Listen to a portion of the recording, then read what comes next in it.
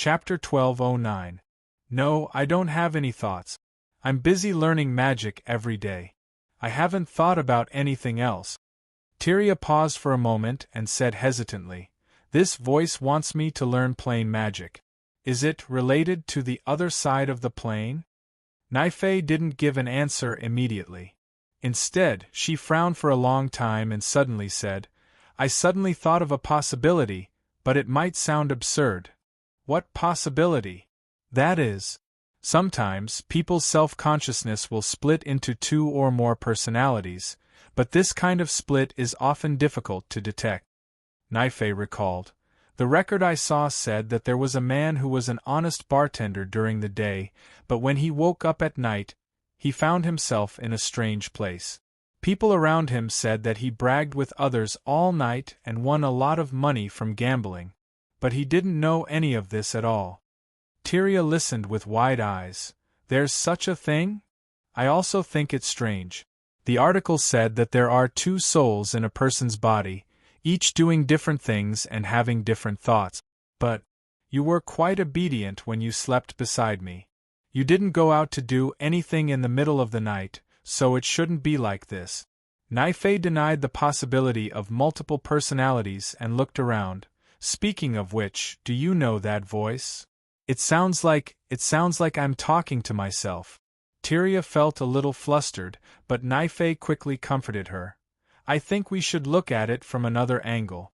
Although this voice is urging you to do something, the root cause should be that it can't be controlled at all. That's why it keeps repeating itself in this way, isn't it? The next time you meet it, why don't you try to communicate or resist it? Of course, this is just a suggestion. I think in the long run, I'm afraid it's best to go to Hollier City and find someone to take a look." "Well, let me think about it. Thank you, Naifei. I feel much better now that you said that." Tyria took a deep breath and sat on the cushion to calm down for a while. The voice didn't appear again, and her mood gradually calmed down. Naifei chatted with her for a while about the situation in the kingdom. Previously, Talia was clueless about the surrounding environment, but now that she had read more newspapers, and Naifei would mention it from time to time, she gradually understood what was happening in the outside world and formed her own opinions. Why would Hollier City cooperate with the dragons? Can humans stand on equal footing with these powerful races? I'm not sure either. I heard that it's because the Prime Minister is more powerful. The newspapers always say that he used to be a very powerful lord, and that he faced demons together with the giant dragons. What do demons look like? There was an issue of the newspaper that showed them. I heard that there are many kinds of them. The High Elves were wiped out because of their attacks. It seems that they are making a comeback. Naifei was also a little confused. That's what the newspaper said, but I don't know if it's true. The cabinet keeps saying that we need to prepare for defense, but even the High Elves can't stop them. Can we? Tyria knew nothing about this and mumbled, "I hope they can block it." As the two chatted, they sat together on the slope and watched the sun slowly set. A few days later, Wizard Ethan returned to the Mage Tower after a long trip, bringing back new newspapers and materials. Relying on her outstanding talent, Tyria had already gotten rid of her apprentice status in a few months and became an official magician. With this kind of progress, Wizard Ethan already had a whole new level of respect for her. It was obvious that he was nurturing Tyria as his disciple with the most potential. There were 6 other apprentices in the laboratory, and they also had the status of servants. Because of Tyria's high talent, she no longer needed to do those time-wasting chores. She even had the authority close to Naifei's and could freely enter and exit Wizard Ethan's laboratory. Because she could directly come into contact with Wizard Ethan's research topics, Tyria could clearly see that he was not in the right state of mind recently. He was no longer as energetic and purposeful as he used to be. "Sir Wizard, this formation seems a little unfamiliar." "Yes, it's a plain formation, but I don't have much of a clue." Ethan had a good temper. After answering Tyria's question, he saw that she was still frowning and puzzled, so he explained, "It's like this. I went out for a trip and found that the entire magic world is currently crazily researching plane formations. This is the hottest topic. If there's any results," as he spoke, he sighed, "even the smallest results can get the attention of Hollier City and receive a large amount of resources and financial support." Tyria looked at Wizard Ethan's stubbled face and realized something. She asked in a low voice, "Is it the direction of the previous research wrong?" "It's not wrong. It's just that there might not be much return for those things in the future. Now that there are no nobles to provide funds, if no one buys the scrolls and formations, I'll have no choice but to dismiss all of you if this continues." Ethan said as he rubbed the space between his eyebrows, "If it wasn't for the fact that there's no other choice, who would want to face such a headache?" Tyria knew that she could not help, so she could only nod at the side. That night, she borrowed the latest Cullen Times and browsed through it. She discovered that the content on the front page was latest progress in planar magic arrays. Problem of energy crystals is expected to be completely resolved. At this moment, Tyria once again heard a whisper by her ear, "Understand it, master it, then you can obtain more power." This time, Tyria did not cover her ears or retreat timidly. She suddenly stood up straight and glared at the air, shouting, "Who the hell are you?" The room instantly fell silent. Tyria's chest heaved up and down as she continued to ask, "Why are you saying all this? What are you trying to do?" "I'm saving you." When Tyria heard this, she immediately realized that Nephi was right. She might really have another personality. She had been worried for the past few days. Faced with this voice, Tyria suddenly felt an indescribable anger rise in her heart. "I don't need saving. Who the hell are you?" No one wanted another consciousness to dominate their own thoughts, but the voice close to her ear slowly said, "I am you, you are me, we are one, scram." Tyria's expression was almost distorted.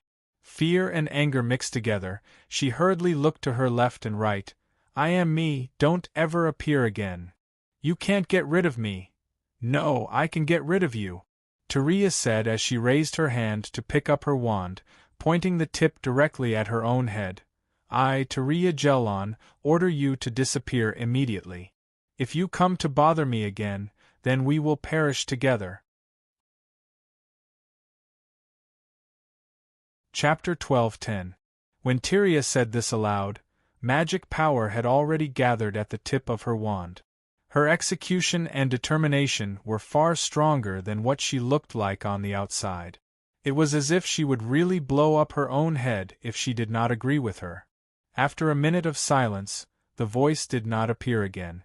Phew! She took a deep breath and realized that cold sweat was dripping down her cheeks. However, Tyria did not dare to let down her guard and did not put down the wand in her hand. At this moment, the sound of hurried footsteps came from outside the door. After knocking on the door, Nephi shouted, "Tyria?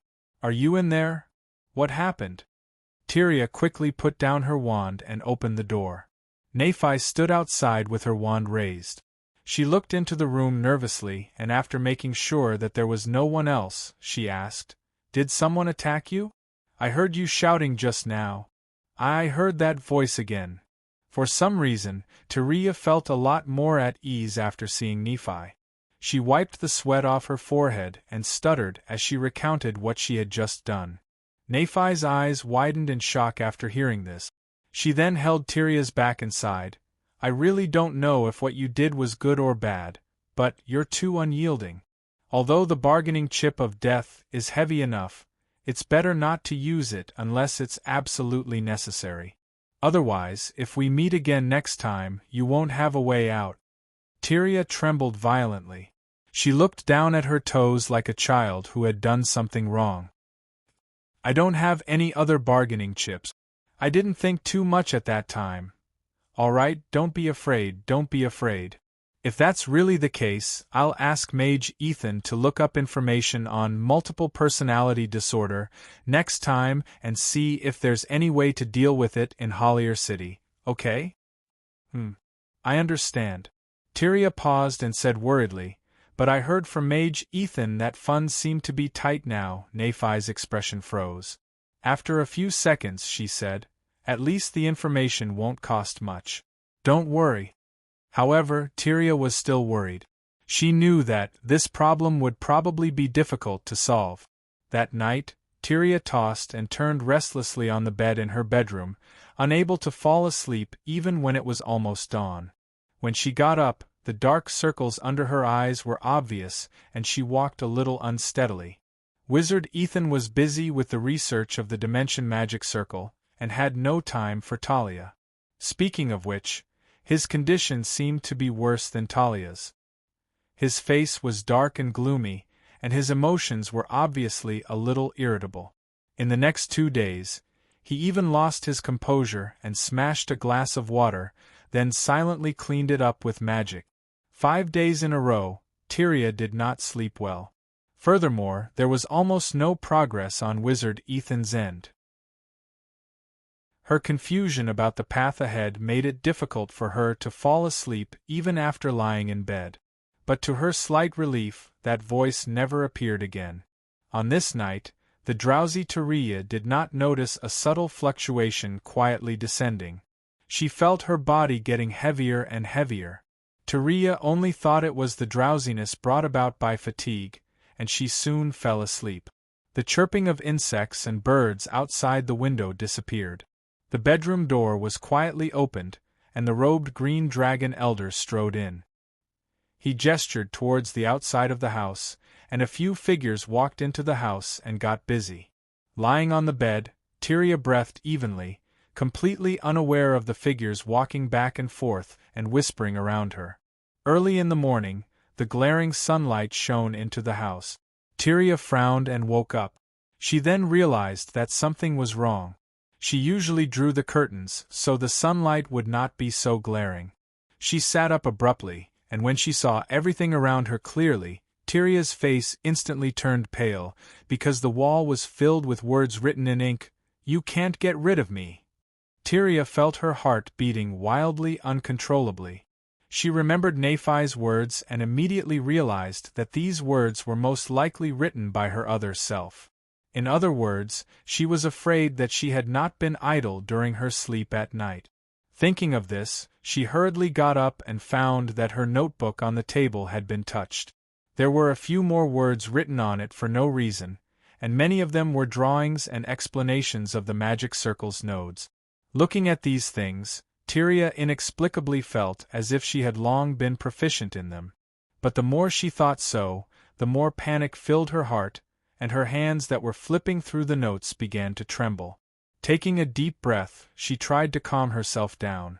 She quickly found a piece of cloth beside her, dipped it in water, and wiped the densely packed words on the wall. Fear enveloped her. At this moment, Tyria finally realized why the phrase, "Don't be controlled," had always lingered in her mind. Previously, she felt that this phrase was without rhyme or reason, but now she understood that this might be the only self-saving measure she could do before she fainted. She forcefully wiped the words off the wall, as if to vent the fear and gradually rising anger in her heart. At this moment, Tyria suddenly felt a violent tremor beneath her feet. The subsequent violent tremor even caused the doors and windows to creak. "I did it! I did it!" Outside the door, Wizard Ethan's voice could be vaguely heard, but Tyria had a bad feeling. She could not care less about wiping the words off the room. She hurriedly locked the door and rushed to the laboratory upstairs. As soon as she entered the room, she was attracted by the flickering light and the tremor in front of Wizard Ethan. A spherical teleportation door the size of a broad bean was floating above the magic circle. As the energy was exhausted, the magic circle quickly flickered and disappeared in an instant. "We did it! The Dimension Teleportation Circle is a success. Now we can go to Hollier City." Ha! Wizard Ethan had lost his composure at this moment. Seeing Tyria, Nephi, and the others, he said excitedly, "Did any of you touch the magic circle I placed here?" Everyone shook their heads. Tyria opened her mouth and shook her head as well. "I guess I touched something when I left last night. I don't remember. It's just a small change, but the entire magic circle is on the right track. A dimension magic circle is really amazing. It's far more complicated than an elemental magic circle. He rubbed his hands excitedly as he paced back and forth. Then, he immediately made a decision. Everyone, pack up whatever you can today. I'll go see if I can rent a carriage nearby. If it's possible, we'll leave tomorrow. After he finished speaking, he dismissed everyone. Tyria anxiously wanted to look for Naife, but she found the latter excitedly starting to pack up the various items on the experiment table. Seeing this scene, Tyria was actually happy. This was because Wizard Ethan's crisis had been resolved, which meant that she had the opportunity to go to Hollier City to study her illness.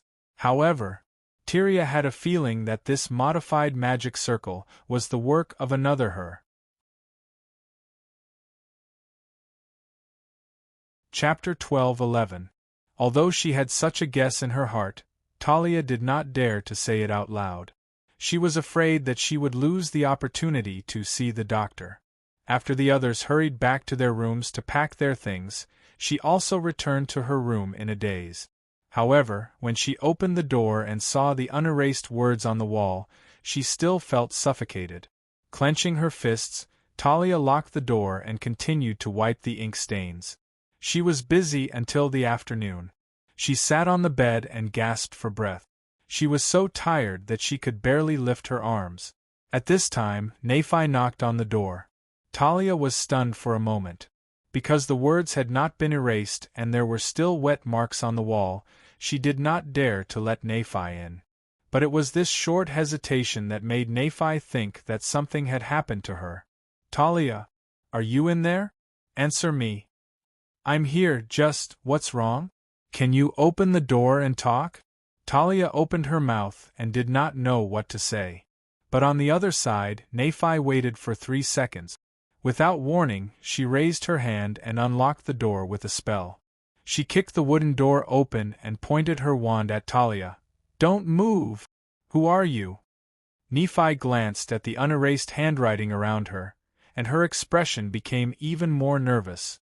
She waved her hand and pushed the wand away from Tyria's table with her magic. Then, she used a spell called Mana Shackles and bound Tyria firmly with condensed elements. Only then did Talia realize why Naife did this. She quickly explained, "It's me. It's me. I'm Talia." "Who are your parents?" "It's Marriage Galen and Anna Galen," Talia answered quickly. She did not wait for Naife's question and continued to answer. "We met in a magic supplies store. Am I right?" But Naife did not put down her wand. "What's the name of the owner of the store?" "It's an old man, a white-bearded old man." Talia's expression was a little stiff. Because this part of her memory was vague, she could not remember the details at all. But seeing Naife pointing the wand at her, she hurriedly said, I don't remember clearly. I forgot a lot of things, but I remember that I had just been injured and there was a scar on my head. There's also a maidservant with me. She's a little fat." At this point, Naife slowly put down his wand. "Phew. That's right. It would be a problem if you could say it clearly. Forgive me, Tyria. I was worried that something might have happened. That's why I barged in." She waved her hand and removed the magical shackles on Talia, looking a little embarrassed. The latter understood why Naife did this. After all, if she was replaced by her other self, who knew what she would do? Therefore, not only was Tyria not angry, but she was also glad for Naife's decisiveness and vigilance. She exhaled and hurriedly said, It's fine. Actually, I also have some matters, but I don't know if I should tell you." She whispered the words on the wall and Wizard Ethan's discovery. After listening to her, Naife's expression was unusually solemn. After a long time, she said, "Now, these things prove that fellow can control your body when you're asleep. But she obviously can't control it forever, so she can only use this method to achieve her goal." "The purpose is the planar array?" "Maybe it's the planar array, or maybe she wants you to change places."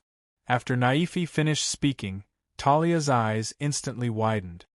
Hollier City? She looked down at her hands and whispered, "As long as we go there, I'm afraid that whether it's the crystal stone resources or the planar array, I'm afraid we can quickly find them." At that time, Tyria took the extra pages from her notebook. "Look, I didn't write these things. Although I don't really understand the specific uses of these, I'm afraid they should be very important to the plane's spell formation." Naifi took the notebook and glanced at it. Her expression was obviously not right. She whispered, "This is much more advanced than the planar array that Wizard Ethan researched. And look at this. It should be a coordinate." Both of them had an idea of what this meant. Talia's expression was flustered. She whispered, "Then what should I do?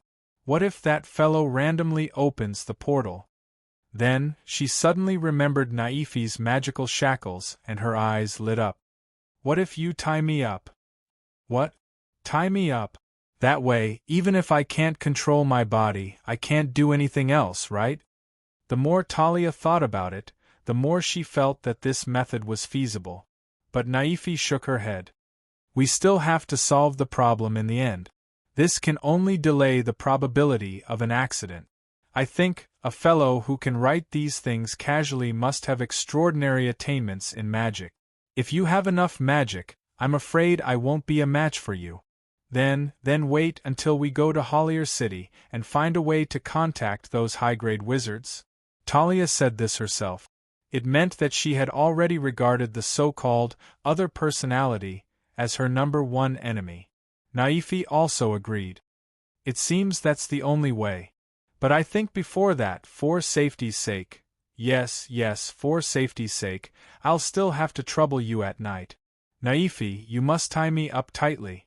Talia's voice even carried a bit of pleading. She was afraid that she would accidentally hurt her only friend.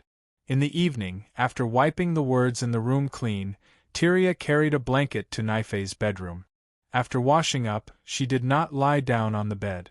Instead, she lay down on the couch. Talia obediently let Naifi use magic ropes to tie her up. "I've cast a spell to warn you. If you wake up, I'll ask you a question. The answer is on this piece of paper. If you can't answer it, I'll ask Wizard Ethan for help." "Yes." Talia nodded vigorously. Naifi then unfolded the paper in front of Talia, only to find that it was blank. She wanted to ask, but Talia immediately realized that this was the answer. After understanding Naifi's good intentions, she let out a sigh of relief. After Naifi lay on the bed not far away, the atmosphere in the room became silent. After a few minutes, Talia suddenly said, "If there's really a moment where things can't be salvaged, then don't hesitate. I'd rather die than let my body be occupied by other consciousnesses. Don't think too much. There must be a way." But Talia's voice was firm. "I only have you as a friend. Can you promise me?" Naifi looked at her serious face and nodded seriously. "Okay, I promise you." "Thank you, Naifi." Talia let go of her worries, closed her eyes, and then fell asleep in the invisible magic wave. Naifi saw that her breathing was even, and sat up on the bed. There were various noises outside the door. Wizard Ethan had already returned to his original green dragon appearance. He pushed the door open and walked in with a few other elders. They looked at Naifi with inquiring eyes. She nodded and said softly, "The second stage has been successfully completed." Chapter 12:12. In the silent night, the hovel floated above Borg village. The sleeping villagers were suspended in the air by a spell and returned to their homes.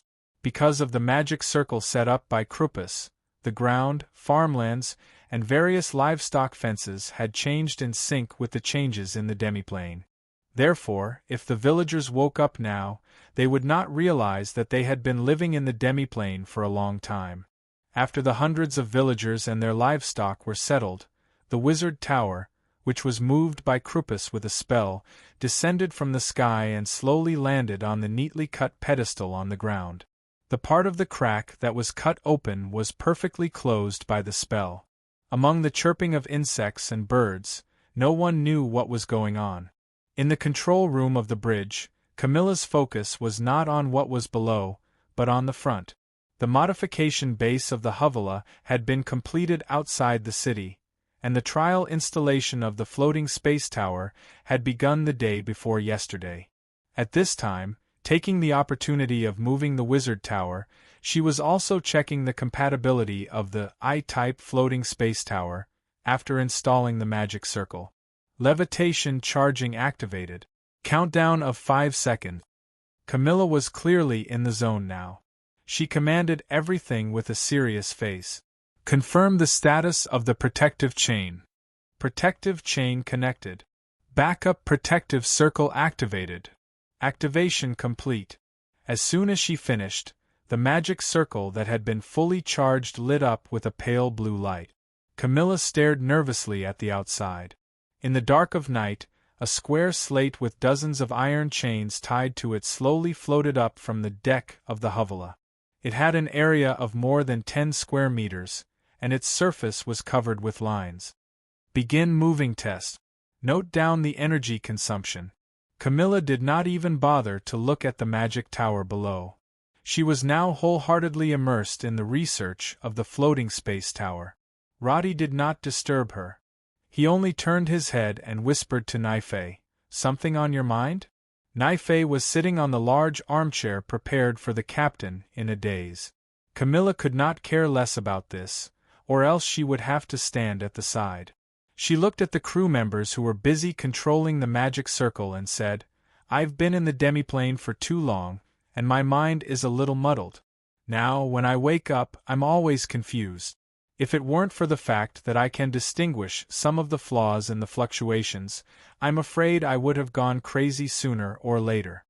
Roddy remained silent for a few seconds before saying, "You don't have to stay in the demiplane for the next stage.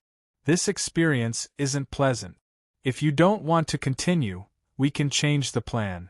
Naifei shook her head. "Actually, it's fine if I can tell. What I'm most worried about now is her." "You mean Talia?" Seeing her nod, Roddy continued to ask, "Are you afraid that she will remember something she shouldn't remember?" "No. After spending so much time with her, I would slowly forget her original identity and treat her as a real human." Naifei rubbed her eyes. "By the time I realized what was going on, I would break out in a cold sweat. That time when I let her sleep beside me, I didn't think there was any problem until she woke up the next day. But when she left the room, I realized how much of a risk I had taken. It was obvious that staying with Talia was not part of the original plan, but Naifei's actions had paid off. She had gained Talia's complete trust, and now the Devil Monarch was even willing to entrust her life to her. Although the magic fluctuations showed that Talia was weak, Naifei had already seen her potential in the past few days. That unprecedented talent meant that Talia could run on the path of magic without any hindrance and surpass her sooner or later. At that time, if she realizes the problem or discovers the whole scam, I don't know what will happen. Although everything is part of the plan, I have an inexplicable sense of guilt in my heart. On one hand, I feel that she is a friend, but my rationality tells me that she is the most dangerous enemy in the world. It feels ridiculous." "Naifei, you have to believe in a fact," Roddy said softly. "Talia Galen is your friend." Naifei raised her eyebrows. "The Galen family does exist. Marich Galen and Anna Galen did have an unmarried daughter in her 20s, but they were all killed in a riot last year. But this doesn't affect anything. When Talia learns of this news in the future, she will make her own choice. She is a person implanted in this world. Although many details will be wrong, with the passage of time, even the friends of the Galen couple will gradually blur those details and believe in the facts we created." "Implanted?" "Yes, just like the idea we implanted in her. She is about to be implanted in our world and fuse with it." But, Naifei blinked and gradually understood the reason. "So, I don't have to think about her identity?" But why would she live like a normal person with a soul from another plane? I remember her behavior was very abnormal at first. You have to know that Talia's body is an existence of this plane. When her independent will does not exist in the carrier, she may be able to make a clear judgment. But once it fuses with the body, it will naturally affect each other. Roddy pointed to his temple. The soul will affect the body, and the body will also affect the soul. Naifei's mood obviously eased and nodded vigorously. I understand. Naifei, what are you doing sitting there? Before she could say anything else, Camilla's voice made her shiver, and she quickly jumped off the chair. Well, I have to go to the magic tower.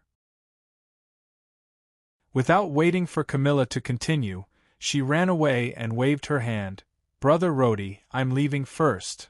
You're getting more and more disobedient. Camilla stared at her back and said. Roddy quickly changed the topic. How are the test results? It can only be said to meet the basic expectations. There is still a long way to go. She frowned again. Obviously, there were many problems with the floating space tower. All right, time is on our side. Take it slow. Rhodey glanced down.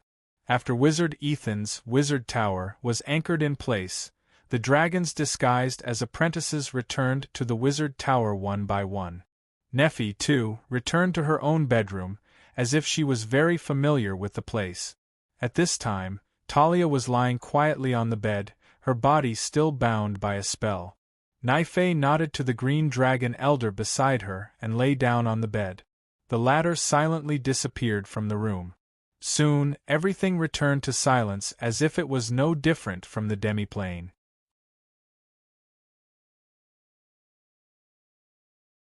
Chapter 12-13. It was still dark in the village of Berg in the kingdom of Karen. More than 2,000 kilometers to the northwest, across the huge mountain range that separated the kingdom of Karen, the orc chief Sauron suddenly woke up from his dream. His face was covered in cold sweat as he sat up. His right hand subconsciously reached to the side and grabbed the heavy chain hammer. Only then did he calm down. However, the images and information in his dreams stunned Sauron for a long time. He stared blankly at the religious painting on the wall in front of him for a long time. Finally, he took a deep breath and stood up. This was the territory of the kingdom of Kasset in the eastern part of the kingdom of Karen. At this time, the castle where Sauron was located originally belonged to Earl Lynch. However, the bodies of the Earl's family, which consisted of 3 generations, were hung outside the city wall, intimidating the surviving citizens in the outer city. This was the northern core of the kingdom of Kasset, the Russ Fortress, which was also the city that Roddy had read in the Karen Times that the orcs had conquered in half a day. According to the orc style, after conquering a human town, the only way to do it was to rob all the food and supplies, kill all the people, and then burn everything down. They were used to a nomadic life without a fixed residence. In the human world, where everyone wanted to kill them, finding a fixed residence was like setting up a target, waiting to be hit by others. But now, Sauron made the remaining 2,000 or so orcs set up camp here, and even made it seem like they were going to use this place as their base. He did not carry out a massacre or a great purge. The people who died in the Russ Fortress were all nobles of the ruling class. Most of the ordinary people survived, but Sauron did not show mercy and let them continue their business activities.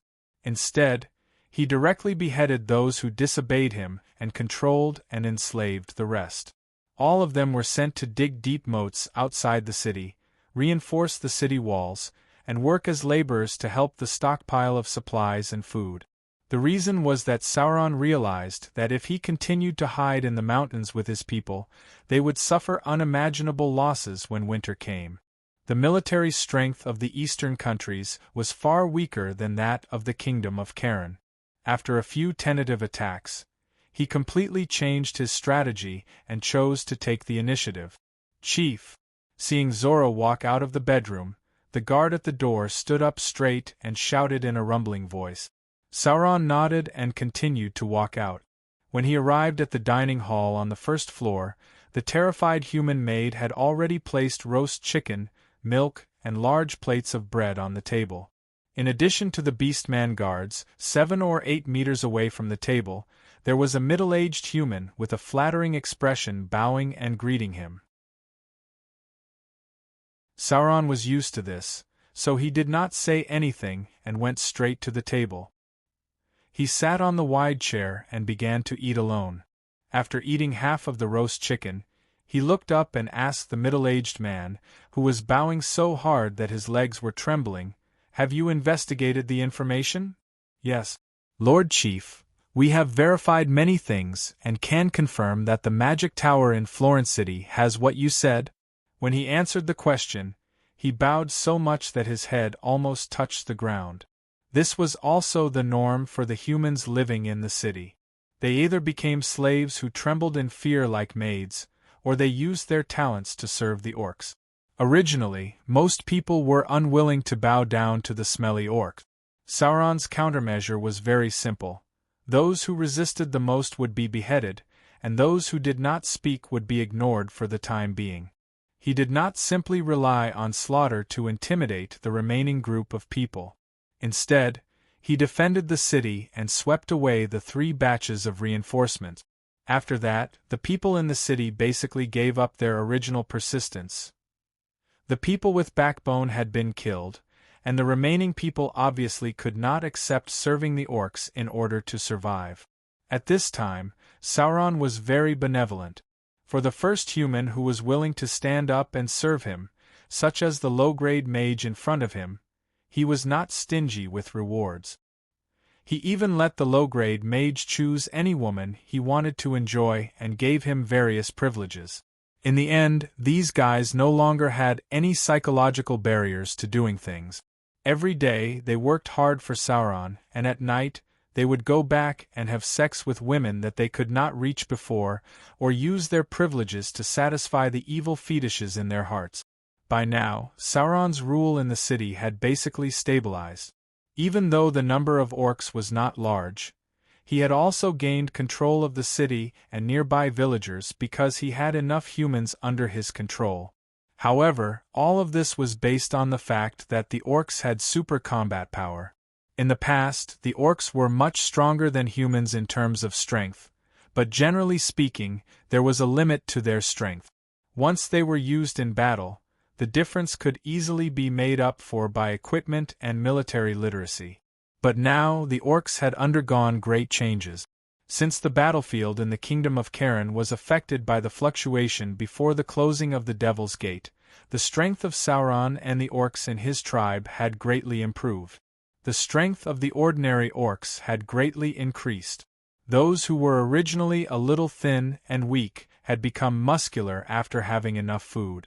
This degree of strength was obviously beyond common sense. After all, the orcs had no time to exercise on the way to escape, and they did not often fight. According to the normal regulation function of the body, long-term marching would instead make their muscles softer and their bodies thinner. But after passing through the mountains to the Eastern Kingdom, the orc soldiers who had been following Sauron had almost inflated like balloons, and even their average height had increased by more than 10 centimeters. Sauron himself was the strongest witch doctor in the tribe. Not only did he become the strongest among them, but his witchcraft had also improved by leaps and bounds. The orc warriors and wolf riders who had been blessed by his witchcraft could not be compared to before in terms of attack power and combat power. Currently, the lowest part of the wall of the Luce fortress, where Sauron was located, was 5 meters high. But in front of the orc warriors who had been blessed by witchcraft, the wall was like a hurdle. They could climb over it without any hindrance. When they were attacking before, they did not even use the siege weapons. It was just a simple sneak attack by 2 small teams that had taken control of the wall. This change made Sauron full of confidence, and it was the main reason why he dared to defend the city. However, after breakfast, the few tribal subordinates who came to participate in the military and political discussion were obviously not as calm as Sauron. Chief, if we do not attack now, I am afraid that the fourth batch of humans will be assembled and attack. Why don't we take the initiative to attack now? Those guys will not be able to withstand a single blow. The few warlords who spoke were tall, each of them more than 2 meters tall, and their shoulders were as wide as a wall. When they spoke excitedly, they would hit the table with their fists, resulting in many cracks on the wooden table in front of them. Sauron did not argue with them. He just waved his hand, and the 4 warlords collectively quieted down. Obviously, Sauron's status and prestige were extremely high. None of the 4 beast-like warlords dared to be presumptuous in front of him.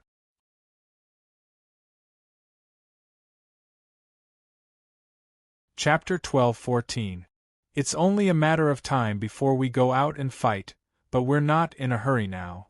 Sauron's voice was low. Compared to the 4 newly promoted warlords, he was obviously not the kind of emotional commander. His eyes were abnormally calm. But, Chief, if we don't fight and they gather their forces to attack, it will be difficult to defend with just these people in the city. War depends on the timing. Now is the harvest season. Continuing to wage war is not the best choice for these countries. You may not know, but the 3 human lords in the 3 directions have had conflicts with each other before, so they are not united. Do you understand? Sauron saw that the warlord wanted to say something but hesitated, so he asked, I asked you to calculate the food for the army. Have you calculated it? The warlords looked at each other, and one of them replied in a low voice, Chief, we are not very good at calculating these things. So you don't care? Sauron narrowed his eyes, and the 4 warlords suddenly felt their scalps tighten. They did not even dare to look up. Remember, we are different from before. On the grassland, we can just count the sheep, but here, if there is a mistake in the calculation of food, it will not only be your men who will starve to death, but everyone will also suffer. Yes, Chief. If you can't calculate it clearly, then find those humans who can calculate it. Do you still need me to teach you this? Remember, if any humans dare to play tricks, you know what to do. The 4 warlords all promised to complete the task. Solon did not say much because he knew that if he gave these guys a meeting, it would be good if they could complete one of the 3 tasks. Therefore, he decided to only have one topic for each meeting. At least one task would be firmly implemented, and it would be considered a success. In the end, the beastmen's level of culture was not high. Most of them were well-developed but simple-minded. This was something that Sauron could not change. After today's regular meeting, Sauron put on his armor and robe as usual and walked to the streets where the beastmen had settled in the city to inspect. Sauron had maintained a similar habit in the past, but at that time, he was inspecting the tents on the grassland. Now, he was inspecting the street. The chief's personal inspection was not for show. It was something that was carried out almost every day. There were only 4 guards by Sauron's side. The orcs on both sides of the street greeted him very respectfully when they saw him. However, Sauron's expression remained solemn. He paid a special visit to several orc families who had just given birth and told them that the food allowance for the newborns must be in place. Then, he returned to the inner city with a heavy heart. He was now certain of one thing. Orcs were not only physically stronger, but even their reproductive cycle had shortened. Originally, beastmen pregnant women were similar to humans. They would only give birth after 8 months of pregnancy. But ever since the beastmen's bodies began to change, several batches of pregnant women had given birth nearly a month earlier. Moreover, these babies were strong and didn't have the slightest weakness of premature babies. In fact, the newborn mortality rate was even lower than before. More than 90% of them had survived the initial dangerous period and were now thriving. Moreover, the recent batches of pregnant women who had given birth had a fertility cycle of less than 6 months. However, the orcs who were born had no problems. It sounded like a good thing that could accelerate the reproduction and expansion of the orc population. But for Sauron, these sudden changes were obviously not a gift from nature, but an ability bestowed by some kind of power. The other beastmen didn't know, but Sauron knew very well that in his nightmares over the past few days, the images of the war that kept flashing through his mind, as well as the whispers that guided him to the right direction, proved that everything the beastmen obtained now had a price. Some beings wanted to use the orcs to achieve their goals. In his dreams, he saw humans being destroyed by the orcs, saw tribes establishing a vast empire after occupying the world, saw himself wearing gorgeous armor and a blood-red crown. But all of this did not make Sauron intoxicated and happy. He was very clear that in his life cycle, he would not see the moment when the orcs would flatten the human kingdom or even establish an empire. Even if the current fertility cycle of the orcs had been shortened to half a year, they were not cockroaches. How could they compete with the huge population of humans in a few decades? At present, the city might still be able to maintain stability, but if he was given half of the territory of the Kingdom of Cairn, Sauron was sure that he would not be able to control it at all. He could not even deal with the rebellion alone.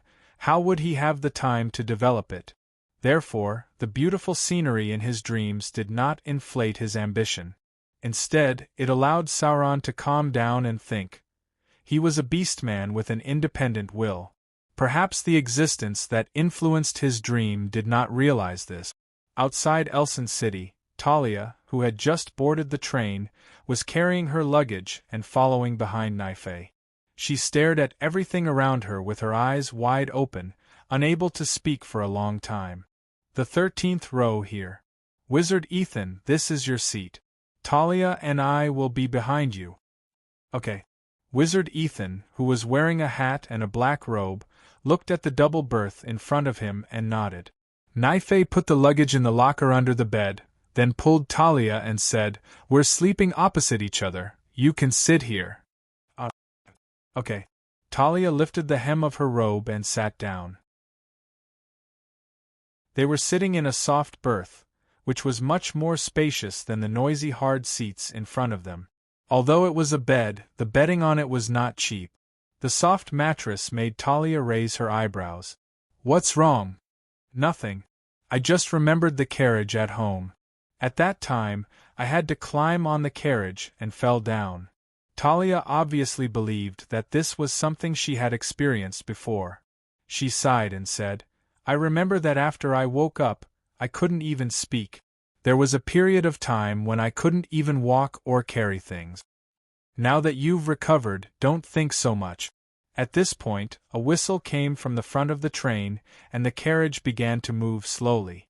The scenery outside the window receded, and there were only some slight but regular vibrations under their feet. "It's really magical. This is not driven by magic? How long do we have to walk? I heard that it's because of the blackened stone or something. Anyway, it's not driven by magic crystal. As for how long, I just saw it written on the platform. We should probably arrive at Hollier City tomorrow morning. There's also a description here. Haha, this is the menu for lunch and dinner. It's all free, and there will be a steward to distribute it." Naife said in a low voice and asked, "Right, does your arm hurt?" "It's okay, it doesn't hurt." Tyria rubbed her arms. After being tied up for an entire night, she did feel that her arms were a little numb after waking up in the morning. However, after moving a few times, she had completely recovered. Looking around, she asked softly, "Then, did I have any other reactions last night? I didn't talk in my sleep, right?"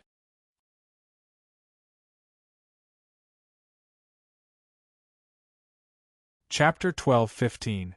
No, you were sleeping soundly. I was actually quite nervous. I even squinted my eyes and pretended to be asleep for a long time.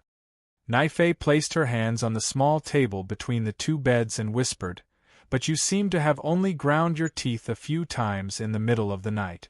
After that, there was no other reaction." "Ground my teeth?" Tyria's ears turned red. She reached out and scratched her cheek. "I didn't know I had this habit." "Maybe you didn't eat much for dinner and were hungry when you were dreaming? Do you remember what you dreamed of?" I don't remember. I felt like I was sleeping soundly.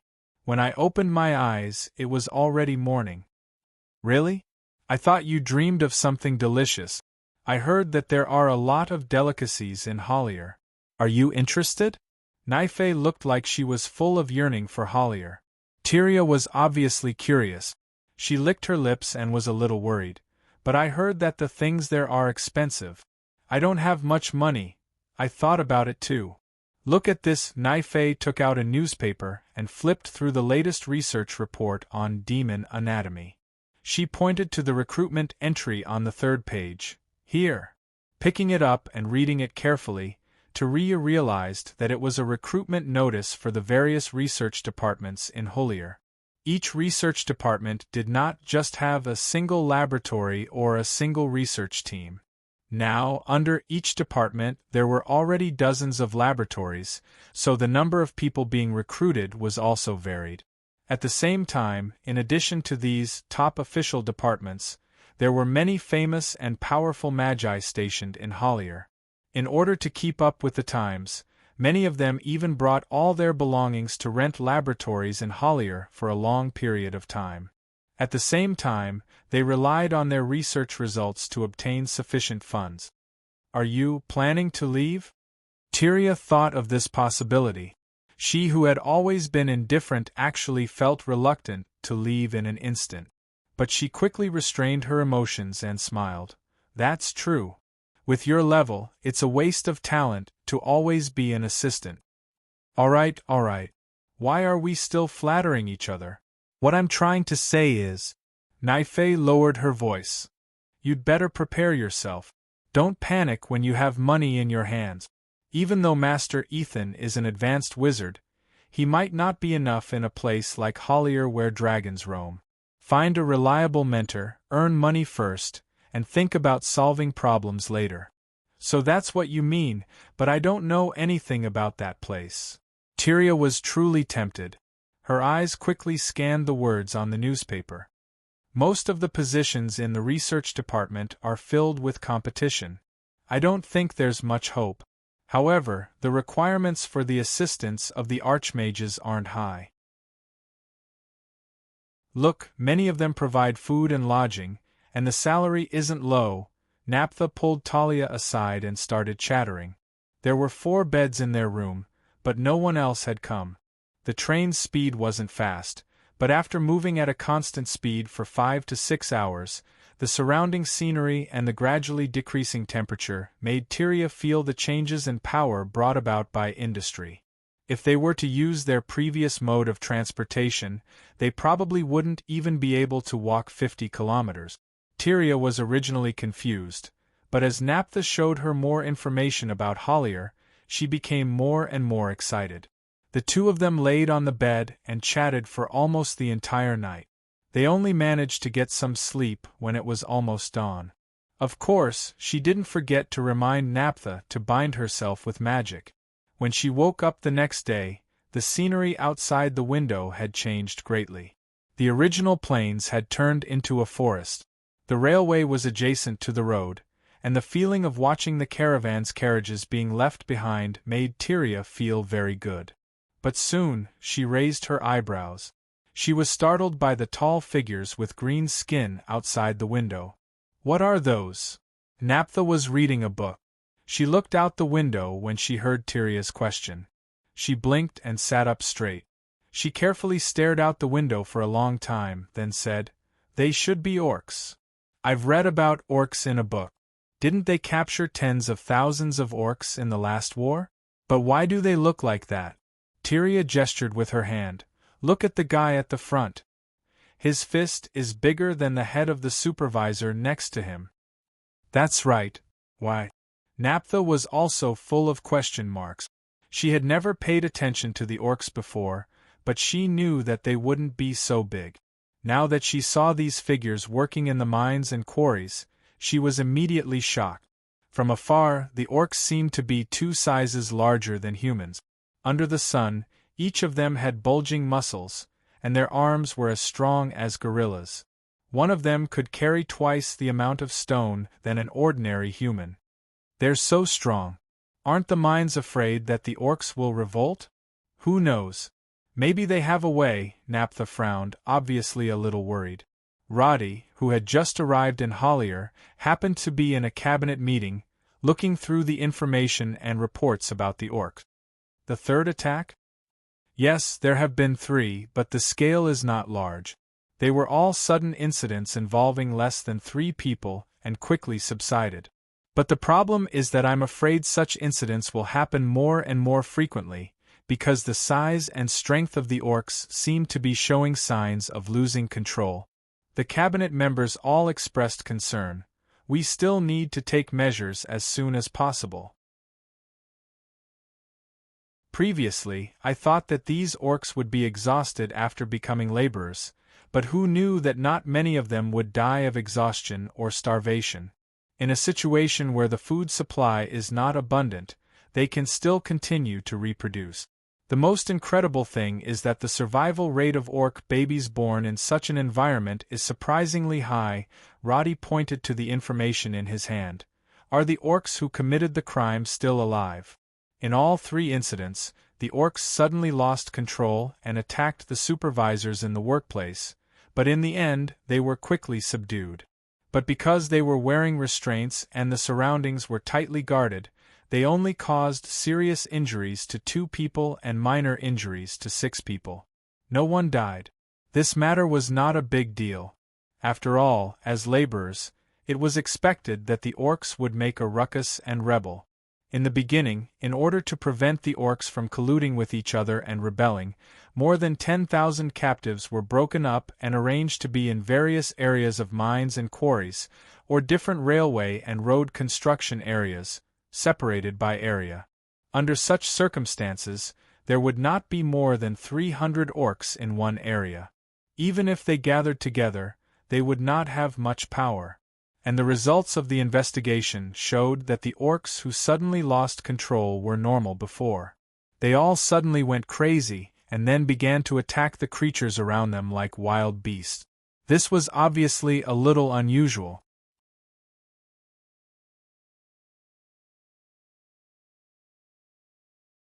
Chapter 12:16.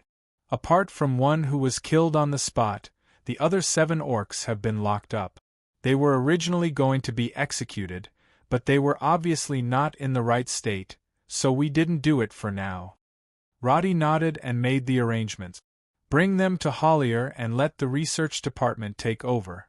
At the same time, contact Lassman's Demon Research Lab and share the results of their research to see if there are any similarities. The orcs were once the vanguard of the demon invasion. Their changes are often related to the demons, so we can't neglect them. No one objected to this arrangement, but the cabinet was obviously worried about the other orcs. The orcs are obviously not very stable now. I think it's best to clean them up as soon as possible. They can actually have children now. If we don't deal with them now, when tens of thousands of orcs are born, we won't be able to escape. Roddy thought for a moment. In fact, he had considered this option. After all, increasing supervision and strengthening the armed guards would greatly increase the cost. Who knew how much money and manpower it would cost? If he changed the order and started to execute the orcs in batches, apart from being morally burdensome, it seemed to be a good choice in other aspects. After all, no one knew if these orcs were time bombs or not. This suggestion can be considered, but we'll have to wait until the lab gives a conclusion. Roddy thought for a moment and asked, "What's the situation with the orcs in the Eastern Kingdom?" "We're still investigating. We've just locked on to the city where the orcs are, but we'll have to wait for 1 or 2 days for the details.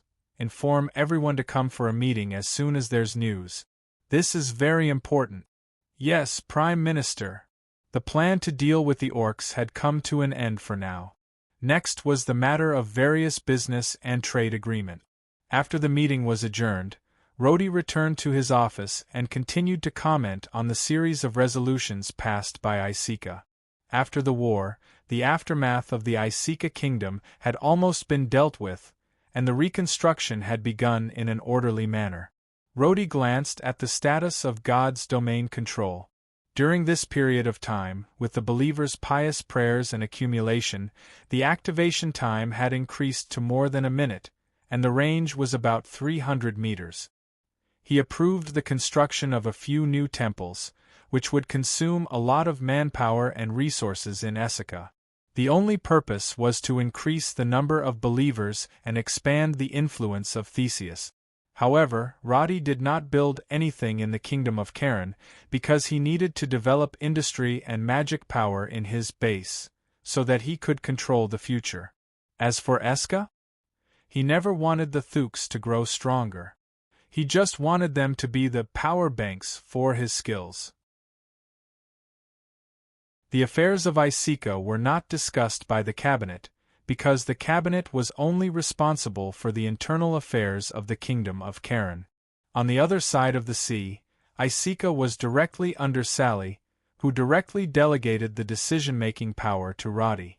Therefore, after replying to these letters, Roddy asked his servant to take them directly to the library in the Magic Tower. Only with the final authorization from Sally could these documents be considered effective. Roddy's appearance did not attract the attention of other people in the Magic Tower. Many of the mages and dragons passing by were newcomers, but they could obviously recognize Roddy, so they all greeted him politely. Since the last battle, the restoration of the Magic Tower had been going on. When Roddy walked over, he saw that part of the tower was exposed to the air, and Edith was busy there. Seeing Roddy walking by, she just waved at him and continued to recite the spell with her head lowered. After chatting with Sylvia, who was passing by, Roddy pushed the door open and entered the library. The library was divided into several areas. The 8 areas in the front were open to everyone who entered the Magic Tower. There were all kinds of people sitting on the public desk. However, because everyone was busy with their own papers, no one raised their head to pay attention to Roddy. He continued forward. After seeing the uniforms of the royal guards, Roddy stepped forward and asked to see Sally according to the rules. After getting permission, he was allowed to enter this area. In fact, this was just a formality. In the Magic Tower, no one dared to do anything like attacking. After all, the high-end power in this place basically accounted for more than half of the power in the whole continent. As he continued forward, Roddy saw 3 vipers lying on the ground beside him. They raised their heads curiously, but they did not move further. On the desk in the distance, Sally was holding a large book and frowning as she read the content. Akasha beside her was holding a quill and writing the formula of a magic circle. As for the high priest of the Tuk tribe, Windsor, she stood at the back as a personal maid. After seeing Roddy, she quickly bowed respectfully. After that, the secretary took the paper that Roddy brought and placed it in front of Sally. The latter waved her hand and said, "Just stamp it." "Yes, Your Majesty," Windsor responded in a low voice. Then, like in the past, she stamped the paper with the ring that symbolized Sally's royal power. As the monarch of the kingdom, Sally stretched and said to Roddy, "Look at you.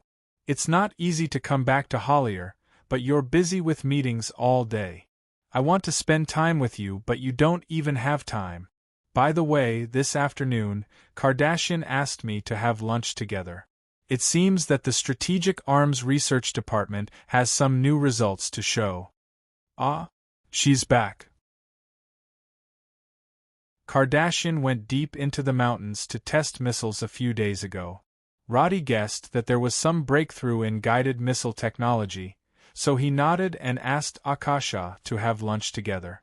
The latter put away her notebook and suddenly asked, "Is that guy coming to Hollier soon?" "Yes, it should be about time." Sally perked up when she heard this and quickly came over.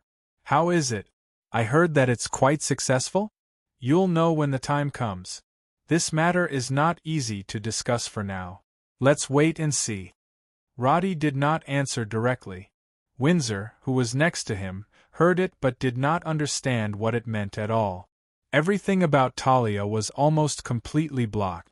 Even Sally and Akasha only vaguely knew a little, but they knew that they could not help with the specific arrangements, so they did not rush to ask. Okay, then let's go eat. I'm hungry. I want to eat meat. Lower your voice, this is not a private library. I know, I'm just happy. Akasha, don't laugh. Haven't you been talking about it for a long time? The people who walked out of the library talked and laughed casually, but Talia, who had just stepped off the train, felt an indescribable fear.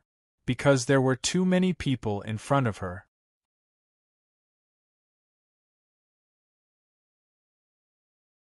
Chapter 12:17. Freshly baked bread. Bread. Freshly grilled sausages. Outdated newspapers are sold cheaply. Excuse me, this is the exit, don't stop. Keep going. There's a sign on the ground. As soon as they got off the train, Talia felt the temperature rise. Even though the temperature here was much lower than near Elson, the train station was crowded, and the feeling of countless people bustling about was very clear. As she stood there, she suddenly realized that she had never seen so many people at the same time in her memory. Hollier City's train station was built 2 kilometers outside the city. When it was first built, the surroundings were barren, with only a single road leading into the city. The station itself only had a platform piled with stone platforms, as well as 3 ticket gates after a large amount of space was reserved. However, the Hollier train station now had the appearance of a developed city. There were chessboard-like streets surrounding the train station, and the buildings spread out, directly bordering the Hollier City Gate area. Nephi pulled Talia along and followed Ethan and a few of his followers out. At the same time, her eyes widened as she looked around. She had not been to Hollier since she returned from Lassiman. This was once a fortress city in the northwest of the kingdom, and it had more military functions. However, just by looking at the busy scene at the train station, she knew that the development of this place had far surpassed the capital, and was even more developed than Duriel, where the 6 academies of Lassiman gathered. She thought that they could leave the station after getting off the train, but as soon as they got out of the ticket gate, the waiting hall was filled with shops and noises that were comparable to the most developed streets in Duriel. If Nephi did not take the initiative to pull Talia along, she would probably be separated by the crowd. Follow me. Let's get out of here first, don't get lost. Okay. Talia grabbed Nephi's hand and hurried to catch up with the luggage. She saw huge signboards on both sides that said Stewart's Magical Equipment Flagship Store, Hogg's Magic Circle Rental Center, Charlie's Wand Shop, and so on. The undisguised magical waves were like volcanoes. The products displayed in the glass windows were gorgeous and precious. Talia had completely become a country bumpkin at this time, and everything she saw was strange. The group walked for a long time before they arrived at the crowded station. However, they encountered a problem when they entered the city: proof of identity. Nephi and Wizard Ethan produced their respective identification document. However, when Taria ran away from home back then, she did not bring any identification items with her, so she was now regarded as an unregistered resident. Without identification, you can't enter Hollier City right now. The uniformed city guard said with a serious expression, "You don't have to give me money. You don't need to pay anything to enter Hollier City, but your identity must be clear." Tyria panicked when she heard that. She had never thought about her identity at all. After all, she was the daughter of a noble. Ever since she started learning magic, no one had ever made things difficult for her because of her status. And in a remote place like Berg Village, no one would go looking for trouble with the high-ranked mage Ethan. Thus, no one expected that her identity would become a huge obstacle for Tyria to enter the city. No matter how Wizard Ethan tried to persuade him, the soldier still shook his head. Nephi rolled her eyes and trotted to the side to ask the soldiers a few questions with a respectful attitude. Then, she hurriedly pulled Tyria and said, "Don't worry, they said something similar had happened before."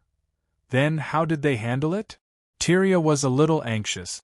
In just a short while, The number of high-ranked mages coming and going from the city gate had already exceeded 6, and the number of other mages was uncountable. Even the carriages that were being pulled were filled with valuable spellcasting materials. Tyria remembered that one of the oars had caused Mage Ethan's heartache when he used it, but here, they were being pulled by a whole cart. The huge disparity in resources was vividly displayed here, and it further strengthened her resolve to enter the city. If you don't have identification documents, you can choose to apply for one now and take the oath to become a citizen of the Kingdom of Cairn. If you're a mage, you can also apply to become a citizen of Hollier. I heard that commoners are fighting tooth and nail for this right now, but if you're a mage, you can directly pass it. Then, you can enjoy all kinds of preferential treatment.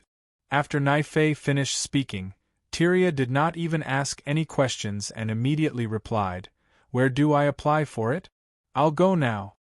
Wizard Ethan obviously did not want to wait any longer, so Naifei simply said that he would bring Tyria to apply for it and would look for him after entering the city. Then, he carried his luggage and went to the household registration office with Tyria to get identification document. Tyria was so nervous that she stammered. She thought that she would have to go through a lot of difficulties and questions, but she did not expect that when the staff here heard that she was a mage, they were very polite. After all, no matter how many mages there were in Hollier, they were still a very small proportion of the entire population. She only needed to apply her mental strength on the testing circle once to pass it smoothly. Well, as a citizen of the Kingdom of Cairn, you have to abide by the laws of the Kingdom of Cairn.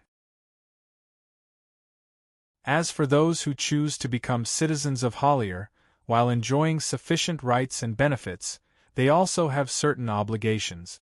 The Prime Minister has emphasized that rights and obligations are relative.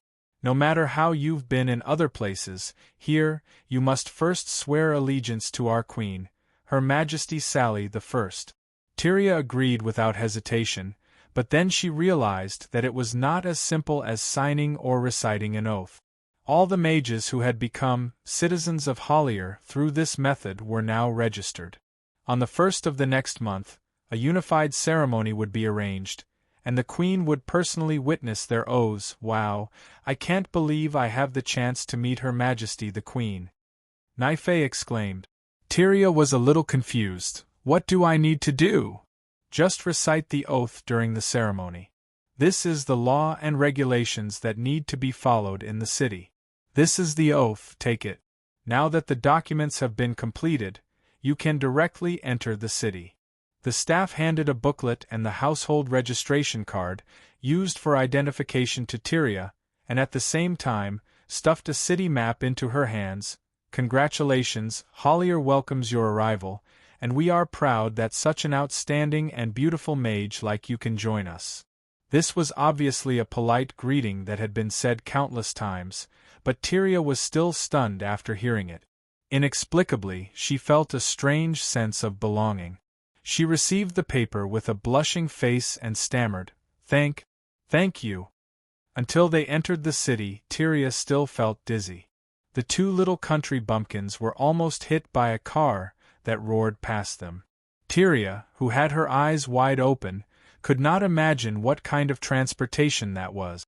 She raised her head and stared at the towering magic tower that was undergoing restoration, but she was filled with anxiety. Naifei, do you think I can find a way to cure it? You have to try to know, don't you? Naifei lowered her head and looked at the map for a long time. Let's go this way. Mage Ethan said to wait for us here.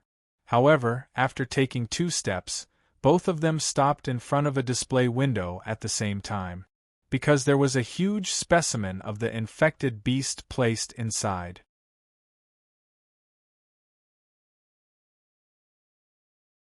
Chapter 12:18. As the lowest-ranked species in the demon army, the infected beasts had extremely strong survivability. After feeding on different species, the infected beasts would undergo different changes. Therefore, older infected beasts would look very different from each other in different regions. The specimen in front of them was an infected beast that had been mummified through magic. Tyria and Naife were startled by the ferocious expression of the demon behind the glass. That was because the other party's mouth was wide open. When they looked over, they could clearly see 2 rows of triangular teeth on display. There were actually gill-shaped gaps on both sides of the withered skin. At first glance, it looked like some sort of shark that had grown legs. Phew, is this an infected beast? It's much bigger than I imagined. Naife almost put her face in front of the glass, but after a few seconds, she did not hear a reply from Tyria. She turned her head and asked, "What's wrong? What are you thinking about?" When she asked this question, Tyria stared at the infected beast in a daze.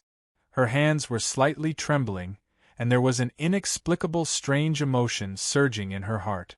She wanted to raise her hand and caress the head of the infected beast. At this moment, Tyria did not notice that Naife's right hand had already reached into her pocket. The dozen or so seemingly unrelated figures on the streets all slowed down their footsteps. "Tyria?" She finally snapped out of her trance and suddenly turned her head. I just thought of something. What happened? Was there a sound?" "No, it's just that there was a strange thought in my mind that made me want to reach out and touch it," Tyria said while shaking her head. She looked down at her palm, "but I can't remember the reason. I don't think I've seen this thing before, except for the pictures in the newspaper. This thing didn't come from the demonic plane." At this point, she suddenly stopped talking. Naife in front of her had a serious expression. "Perhaps this is also a symptom of being affected? It's possible." Tyria was a little nervous, but she did not realize that if she had moved a little more, she would have been controlled by the overwhelming magic. But now it was obvious that she had not reached that step. Naife secretly breathed a sigh of relief, and began to talk about other topics. But after a few words, suddenly, a group of people passed by. The sound of prayers could be heard, and the people around them seemed to have quietened down. Some people even stopped walking and looked at them. Naife and Talia also looked over and discovered that it was a Rose Cross team dressed in their robes. Today was the regular Mass in the square of the Rose Cross. This team should have finished the ceremony and was on their way back to the church. There were about 15 people in total. Among them, there were priests wearing blue and white robes like Sally, bishops, and a few female figures wearing slightly different clothes. Seeing this, many of the believers bowed respectfully. Some even knelt on the ground and chanted a prayer. However, Talia's gaze was fixed on the figures in black and white robes. These 4 women were the priests of the Tuk tribe from Esker. They were now having a doctrinal exchange and discussion in the Rose Cross. After they came to Hollier, they worked hard to adapt to the life here and participated in every religious activity seriously. At this moment, these Tuk priests were seriously chanting prayers and walking forward. They did not notice Talia, who was standing in the corner. But the latter noticed them and was obviously a little surprised. "Those are the priests of the Rose Cross. I've seen them elsewhere." Seeing that she was staring at them without moving, Naife hurriedly said, "There are really people from everywhere in Hollier. The skin of these priests is so white. Look at that guy over there, he's as black as a bear." But these words did not make Talia come back to her senses like she usually did. She stared blankly at the backs of the priests, feeling a strange sense of familiarity. Even the sound of prayers floating in the air made her feel peaceful. Talia did not know the reason. She looked at the ground under her feet and tried to recall the details in the depths of her mind. But suddenly, a strange force almost completely controlled her body from top to bottom. "Talia?" Naife asked again. Talia wanted to answer, but she found that she couldn't even open her mouth, and couldn't even turn her head. She struggled with all her might, to the point where even her fingertips were trembling, but her body didn't move an inch. Then, she felt her face slowly turning in another direction. "Talia, are you listening to me?" Naife did not notice anything strange at all. She watched as she slowly turned her head, and stared straight at the infected beast. Naifei said, "We'll have plenty of chances to see this thing. Let's go find Master Ethan first." Talia? Talia? At this time, Talia's body was leaning forward, her head getting closer and closer to the window. Naifei finally realized that something was wrong and quickly reached out to pull her back. If she did not grab hold of her, Talia's head would directly smash through the window. Hiss! Taking a deep breath, Talia felt that the power had finally disappeared in an instant. Her struggling body instantly went limp and directly leaned against Naifei's chest. The latter almost fell to the ground and staggered 2 steps to steady herself. She hurriedly asked anxiously, "What's going on? What happened?" "It's that guy. I was just controlled. Talia's face was pale and her legs were weak. She whispered, "Go! Get out of here. I feel that this has something to do with that devil." Naifei did not say anything and immediately helped her away from the street. After they left, an old man standing in front of a newspaper stand with a pipe in his hand slowly raised his head. Krupus narrowed his eyes and let out a sigh of relief. He did not tidy up and just followed them. The inconspicuous crowd around him followed Naifei and Talia from all directions and angles. After Naifei came to the inn and greeted Master Ethan, she helped the pale Talia into the room. Because the room was expensive, the 2 of them stayed in the same room. Naifei was obviously worried about her condition. After pouring Talia a cup of water, she asked, "Do you feel better now?" Talia's whole body was trembling, not because of the pain, but because of the fear of the unstoppable force. She was very afraid of losing control of her body. At this time, both of her hands were trembling non-stop. I'm afraid that I will suddenly lose control. Just now, we couldn't control ourselves at all. Next time, will it? Don't panic, you must not panic. Naifei whispered to comfort her. Master Ethan is going to hand in the magic circle later. Let's go together and ask where we can go to treat this symptom, okay? Look outside the window. There are probably hundreds of mages around us. I also saw dragons just now. There will definitely be no problem, believe me. After hearing this, Talia also knew that her fear was useless. She took a few deep breaths and nodded in agreement. Both of them breathed a sigh of relief. Naifei picked up the free newspaper on the table and began to read it. Talia began to simply arrange the luggage that she brought. But after a few minutes, she heard Naifei exclaim, "Look at this! What's wrong?" Talia moved closer and glanced at the newspaper. Her face suddenly showed an excited expression.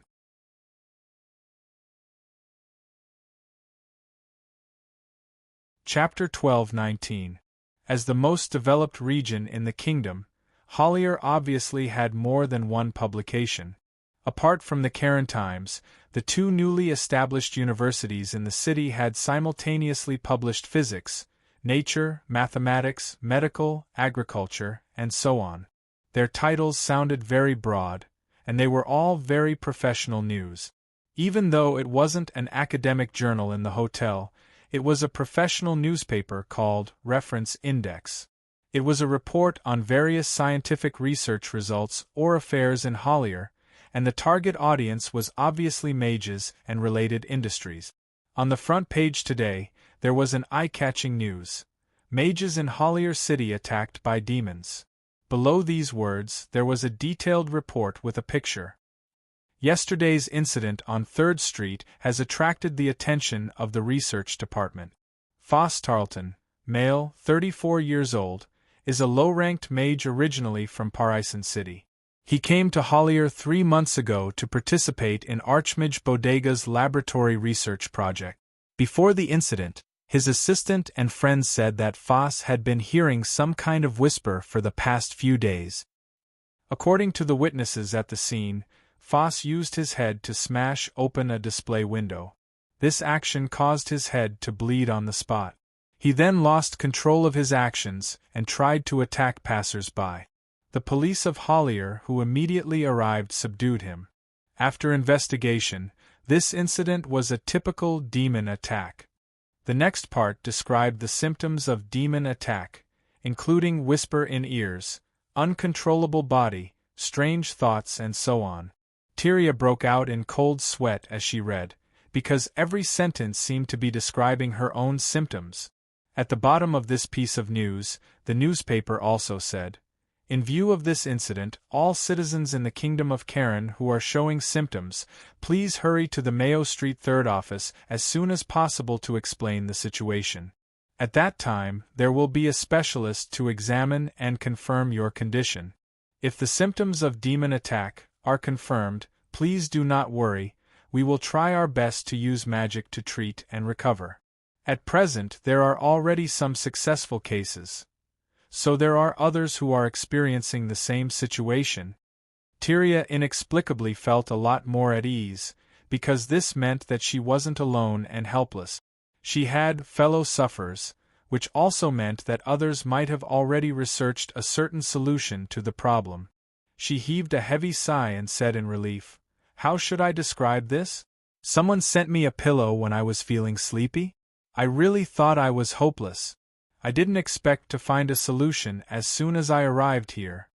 But after saying that, Tyria's expression suddenly froze. Was this a coincidence? "Naife, do you think that this itself is a huge trap, waiting for me to take the bait?" Tyria said abruptly. Naife raised her eyebrows and looked at her strangely. What the two of them didn't know was that outside the house, on the streets, and inside the magic tower, countless people were staring at the movements inside the house. Roddy, who was standing at the top of the magic tower in Hollier, didn't have much of a change in expression when he heard Talia's doubtful words. In front of him was the current scene of Naife and Tyria's house. Standing beside him were not only Akasha, Sally and the rest of the kingdom's higher-ups, but also all the higher-ups of the dragons in Hollier. Victor frowned and said aloud, "Do we need to take measures?" At the same time, more than 20 plainclothes outside the hotel slowed down at the same time, and a little further away, 6 elders of the dragons were ready to activate the magic circle. Of course, the hotel where Tyria was in did not appear randomly, but was a surveillance area that had been selected long ago. Not only was there surveillance inside the house, but there were also 3 layers of magic circles inside and outside prepared for all kinds of worst-case scenarios. As long as Roddy nodded, Tyria would be controlled by magic at any time, and she would even be blown into powder immediately. But at this moment, he still remained silent. On the screen, Tyria had already stood up and looked around. At the same time, she whispered, "Could it be that this newspaper is also fake? Or is everything fake?" She stretched out her hand and pushed open the window. Outside the window was bustling with noise and noise. Tyria looked at all this with rapid breathing, then suddenly ran out of the door. Seeing this, Naife reached out and grabbed Tyria. "What are you going to do? To verify whether all this is a trap or not." At this moment, Tyria's expression was a little scary. She looked down and stopped at Tyria's hand that was holding her. "I mean, how do you want to verify it? If you need my help, then let me know at any time. But you have to understand that this is Hollier City, not Berg Village. If you provoke someone you can't afford to offend, the price will not be as simple as an apology. If Mage Ethan is involved, the problem may become very serious. Do you understand?" Naife did not give in at all. She stared at Tyria and raised her voice a lot. "I know that you are under a lot of psychological pressure, but panicking will not solve the problem. Have you thought of a way? If not, then calm down and think about it carefully before you do it." This was the first time Tyria saw such an attitude from Naife. She immediately softened a lot and was stunned for a few seconds. She mumbled, I don't know what to do, then think about it first. If you think there is a problem, then start from the problem." Naife picked up the newspaper and flipped through the information at the back. Tyria seemed to have just recovered and immediately said, "That newspaper, could it be fake? Could it be that the news about this devil is the whole thing fake?" Then let's go out and verify it. Naifei did not waste any time and directly got up and walked out. Tyria was surprised. After all, she had even suspected Naifei's identity and behavior. She did not think that she would still be willing to help her. However, Naifei's expression was serious. Do you know that you almost broke the glass just now? If this is some kind of disease, I hope you can find a solution. If it is really a devil invasion, then it must be dealt with as soon as possible. Now that you are doubting all of this, my suggestion is to verify its authenticity. I still have some money here. If not, let's first go buy some newspapers and verify it? Or ask around nearby. Seeing that Tyria was hesitating, Naifei directly brought her out of the hotel. They went straight to a nearby newspaper stand and began to buy all kinds of relevant newspapers.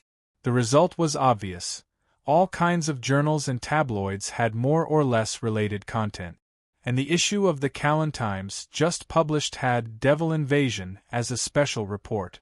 It also stated that all participants in the inspection will sign an agreement to ensure their personal safety and not to worry about their health, and so on. As for the Magic Journal, it even described the symptoms and principles of devil invasion. Although some of the speculations were not confirmed, it was obvious that these studies could not be made up so easily. 6 newspapers were not enough to verify it. Naifei even directly pulled her to the starting point and directly asked the passers-by nearby.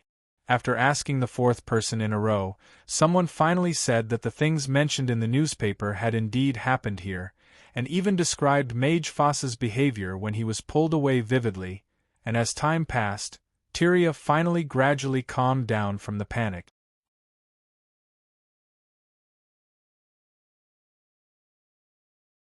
Chapter 12:20. In Tyria's subconscious mind, there was always the concept of, "don't be controlled," that constantly affected her judgment. Although it wasn't a voice that constantly resounded in her mind, it always made her suspicious of everything.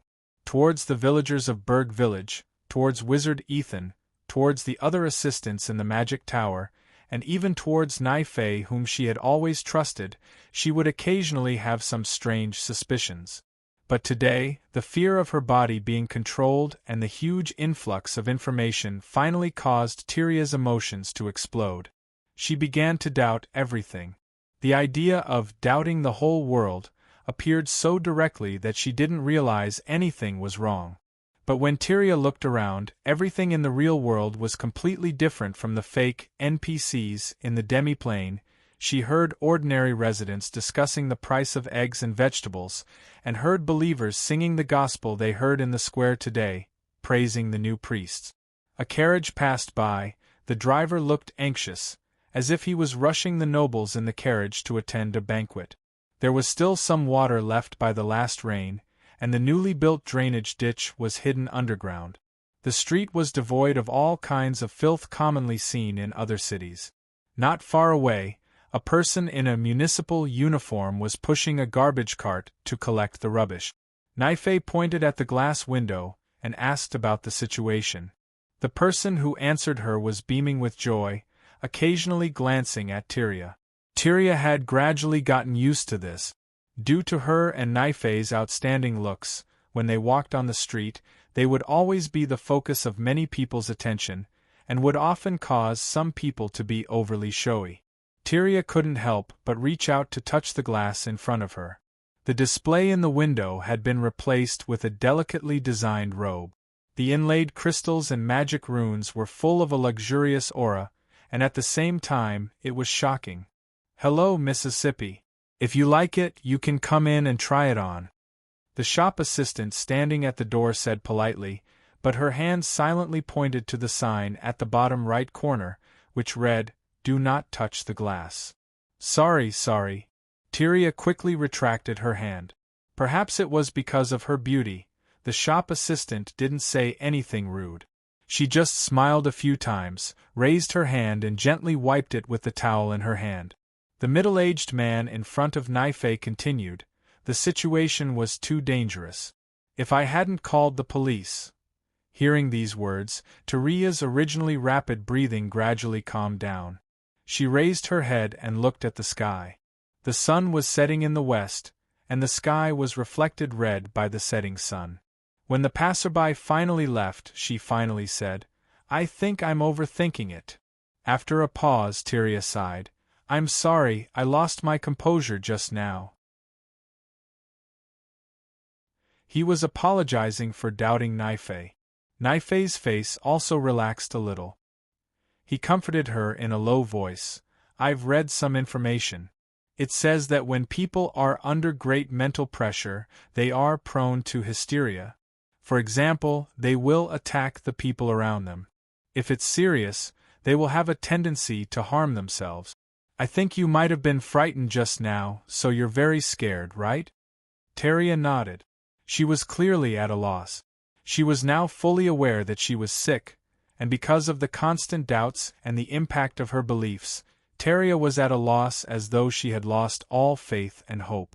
The demonic nature that had affected her in the first place had completely changed over the past few months as her body adapted to it. More and more, she showed the weakness of a human, and lost the ruthlessness of the original Caswilla. However, Tyria did not know this at all. She only knew one thing: she could not drag on like this any longer.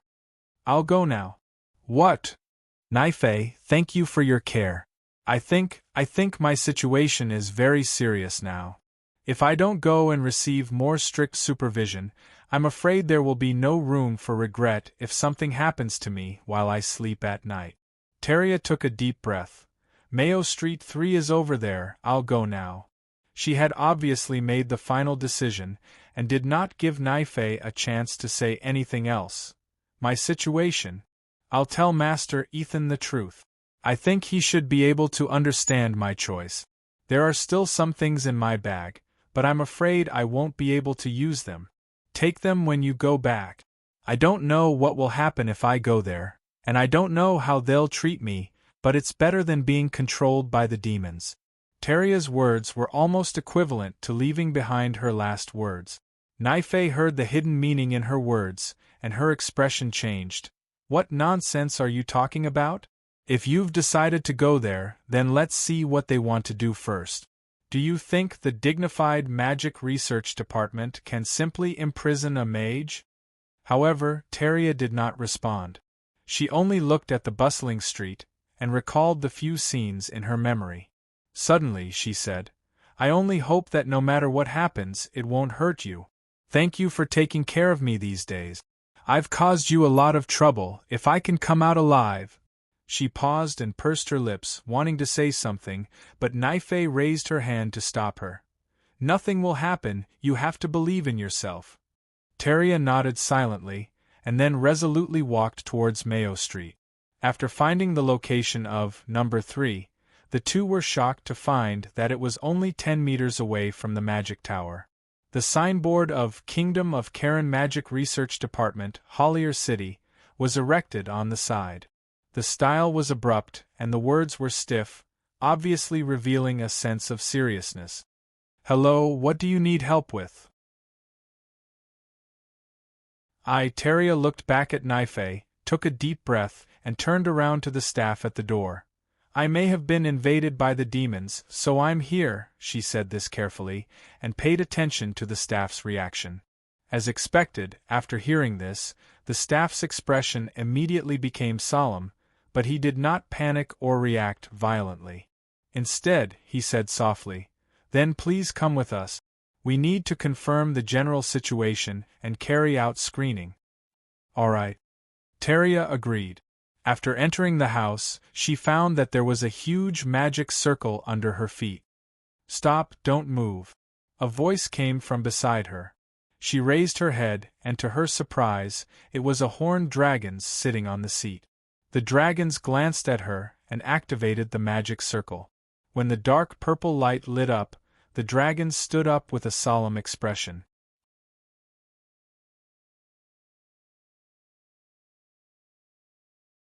Chapter 12:21. Although Talia was mentally prepared, she still felt the last bit of hope in her heart shatter when she saw the scene before her. The purple light bounced around her, causing her to raise her head helplessly. But before she could speak, she suddenly felt her lower limbs being wrapped by a force. A horrified expression appeared on her face. She only had time to let out an "ah" before she uncontrollably jumped off the magic circle, turned around, and stumbled out of the house. Talia's heart sank when she once again faced the scene of losing control of her body. But what made her even more terrified was that Naifei seemed to know what had happened to him. He opened his arms as if he wanted to stop her, but before she could pull him back, Taria found that her arms were also raised under the control of that force. She did not chant any incantations, but an extremely shocking magic wave suddenly condensed in the surroundings. In the next moment, a wave of magic hit Naifei, sending her flying backwards. She smashed through the door behind her and fell directly onto the street. "No!" Talia shouted anxiously, and then she was firmly bound by vines that appeared under her feet. After the green dragon elder attacked, the battle immediately ended. Talia did not even have time to struggle before her whole body was quickly wrapped up by the green vines. In less than 2 seconds, she had become a silkworm cocoon. However, she was extremely anxious in her heart. The scene of Naifei being blasted away by her was deeply imprinted in her mind. Taria wanted to shout something, but very quickly, she felt a wave of drowsiness assaulting her, and her consciousness gradually drifted away from her. Thump! She fell to the ground and completely fainted. At this time, there were no passers-by on the street outside the house. On the contrary, Naifei climbed up from the middle of the road unscathed. The sorcerers and dragons surrounding her had already blocked off the entire street. The mist barrier obscured vision, and no one could clearly see what happened here. The green dragon elder in the house made a "mission completed" gesture, and then quickly lifted Talia with magic power. Under the escort of the 8 dragons, she was immediately taken to the magic tower. The Grand Arcanist Edith was standing in front of the magic tower, waiting for Talia. The moment Talia entered the magic tower, along with the 2 dragons, Victor and Krupus, 3 barriers simultaneously enveloped her body. After confirming that there were no accidents, Talia was quickly moved to the ward that had been prepared in advance. The 3rd stage has ended. Standing at the door of the room, Roddy turned around and said, "Everything went smoothly, that's all I can do. Next, everyone, take a short rest, and then start the final stage of preparation." Everyone around was obviously relieved, but Victor, Krupus, and the other dragons had solemn expressions. They nodded and began to busy themselves according to the procedures that had been discussed long ago. Rhodey, on the other hand, did not continue to follow her. He turned his head and glanced at Taria, who was placed on the examination array.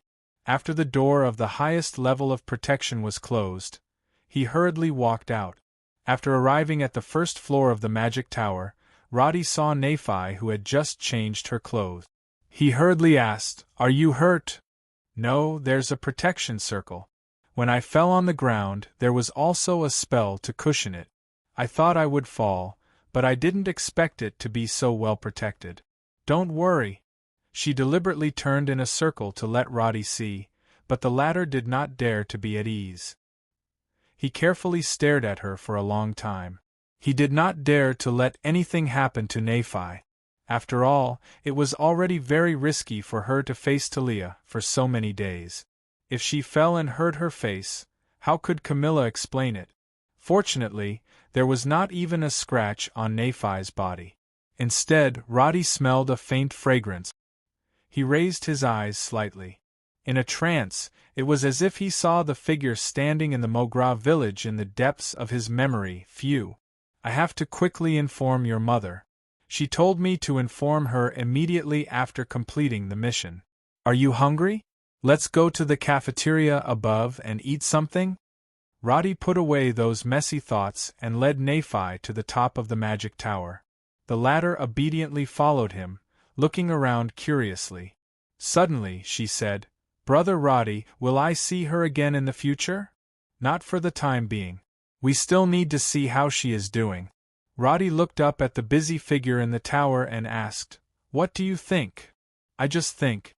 I'm afraid she's feeling very bad right now." She was referring to the scene where she was blown away by Talia. In fact, it was an illusion created by Krupus's magic control, but Talia instinctively attributed it to the devil's invasion, under the hints of so many clues. It was estimated that after this blow, Talia would feel very guilty towards Nephi. In the end, Nephi was still soft-hearted. After spending so much time together, she could not help but worry about Talia's feelings. Unlike the last time, Roddy did not use "Talia is a devil" to persuade her. He only replied she should feel bad. Otherwise, it will not be good for her research if she comes to this place without any worries. "So you've even thought of this step.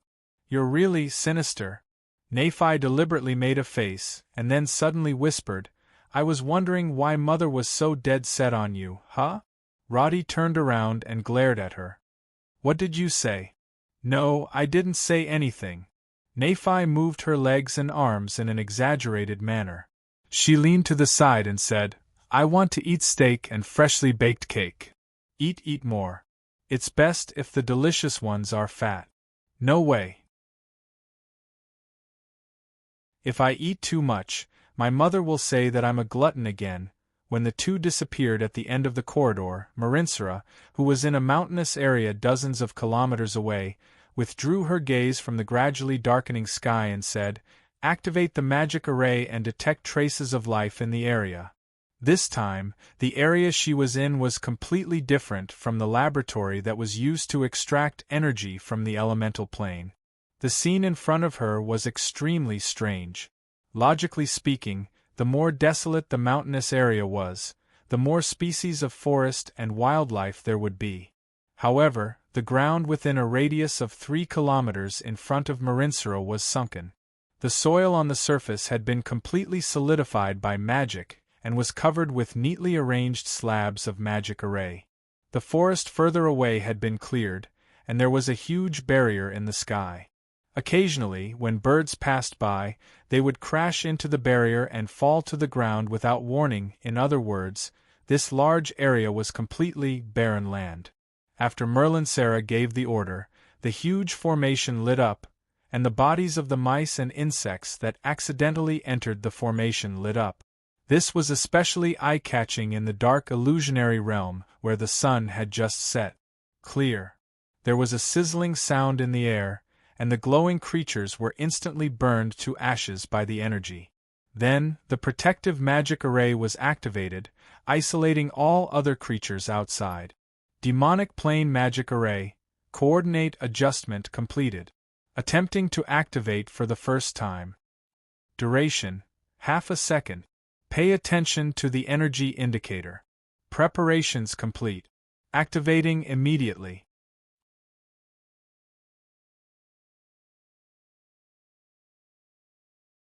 Chapter 12:22.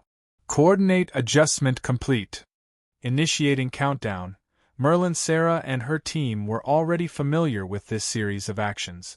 After the countdown, the charging magic circle was instantly activated and immediately shut down half a second later. In everyone's eyes, the magic circle only flickered for a moment before it was extinguished. It looked like child's play, but Merlinsara's expression was serious as she looked at the flashing instrument beside her. The instrument, that was glowing white, trembled a few times before turning purple. Merlinsara exhaled and narrowed her eyes. Record the coordinates and energy peak. We'll start testing the next coordinate in an hour. Yes. The figures around her immediately began to get busy, checking and repairing the magic circle before it was activated again.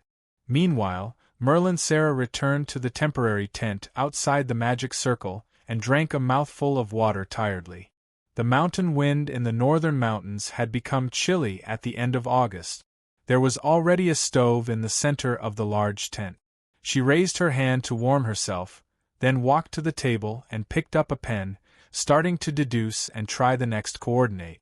Compared to the elemental plane, that only sought energy, every attempt to connect to the demonic plane was akin to dancing on the tip of a knife. This was because everyone knew that the demonic plane had a powerful enemy like Caswilla. Caswilla must have been constantly looking for ways to take revenge after several failed invasions. This was also the reason why the teleportation gate was only opened for half a second. The purpose of each half a second was to use the instrument to confirm the current density of the demonic aura in the current plane. If it exceeded a certain threshold and caused the instrument to alarm, it meant that Kasvara's minions were near the coordinates, and they might even be discovered by him. All the coordinates had been obtained from the High Elves' teleportation portals that had been confiscated from the High Elves, and according to these coordinates, Merlinsera could gradually deduce the approximate area of Kasvara's influence through continuous tests. But it was obvious that this would be a long-term project, far from being completed in a few attempts. But she also understood that what she was doing was only a small part of the entire dimensional war plan. But in order to fight against the enemy of the entire plane, she slowly exhaled and continued to busy herself. And dragons like Merlinsera, who constantly prepared for the dimensional war, made up the majority of the current dragons. Whether it was doing academic research in the Magic Tower or directly entering certain departments to participate in research and development, the current Hollier City had clearly gathered the high-end forces together and was working in the same direction. Although there was no war in the kingdom, everything in the Magic Tower seemed to be in a state of war. If one paid a little attention to the topics of the papers of the sorcerers and the dragons, they would be able to see that they had gradually shifted from basic science to application of magic circles, mechanical improvement, and optimization of energy charging crystals. To put it bluntly, Roddy and the other dragons' lords had come to a consensus through their constant exchanges. The future battles would have to be fought with an industrialized system. There would be no future in purely relying on individuals to engage in hand-to-hand combat. In the past, the dragons would naturally scoff at this, but now they had no choice but to acknowledge this point. They even took the initiative to participate in the research of firearms. Higher-yield shells and thicker-caliber cannons required not only the level of magic circles, but also the advancement and support of material science and metallurgy. However, unlike on Earth, the existence of magic allowed many shortcomings to be forcibly made up for with magic. Just like the roads that were forcibly solidified by magic, even without mature formulas such as asphalt and cement, the roads could still be quickly completed and put to use. Some techniques that could not be achieved with basic materials were actually feasible with the help of the dragon's exquisite spells and magic circles. As a result, after the research on the ultra-long-distance communication circle had made progress, the Black Dragon Hurlo actually went to the Strategic Arms Research Department and clamored for Kardashian to build a satellite. However, based on Roddy's understanding of the technology on Earth, the current cutting-edge scientific level in the Kingdom of Karen had probably surpassed the level after the First Industrial Revolution on Earth. After all, Kardashian had too much knowledge in her memory. Whether it was calculus or the periodic table of elements, they were the crystallization of the knowledge of countless generations of giants on Earth. Now that they were used here as theoretical guidance, it was directly equivalent to the entire science and technology taking a shortcut. However, although this shortcut was fast, there were many obstacles in the process of transferring technology from theory to application. Apart from the rapid development of the military, the improvement in the standard of living of the ordinary people was not as amazing. This was because the rapid development of the top-level technology would take a long time to be digested and popularized to the common people. At the same time, the improvement in transportation would also take several years for the people at the bottom to gradually adapt and integrate. Currently, there were still a large number of people in remote territories who knew nothing about roads and still lived in a closed world like before.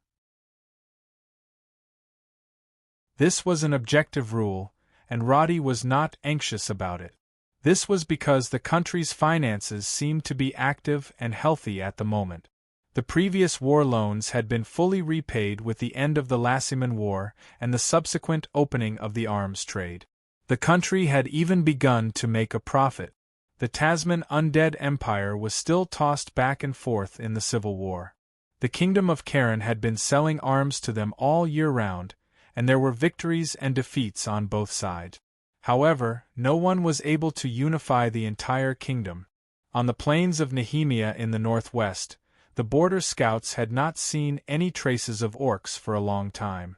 On the contrary, most of the orcs had become the main mining force of the kingdom.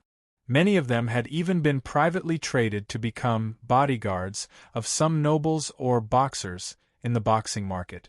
As the news of Isika becoming the actual territory of the Kingdom of Karen continued to spread, the reputation of Sally I had completely suppressed the original discordant voices. After all, before this, the kingdom's territory had been compressed, and internal conflicts were constantly emerging. Now, not only did the standard of living of the kingdom improve rapidly, but even the land area had more than doubled. Even though most people would never set foot on the land of Isika, with such news and the Tuk priest as proof, the people at the bottom of the hierarchy felt that it was a novelty and gradually felt an indescribable sense of pride. Under such circumstances, even the nobles who originally had rebellious thoughts had not held secret meetings for a long time. They did not even discuss the matter of rebellion at all. When the cabinet once again held a meeting to discuss how to deal with the orcs, Talia, who was in the ward, finally woke up. But this time, she clearly remembered everything that had happened. So she immediately sat up and wanted to ask about Nephi's situation. But when she stood up, she found that she seemed to be in a prison cell.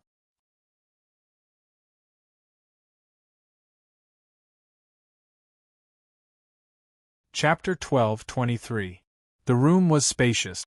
Apart from her own single bed, there was also a desk, a chair, and a separate bathroom. However, the place where the exit was supposed to be was a door made of metal railings. Tyria got up and walked over. She frowned and took a closer look.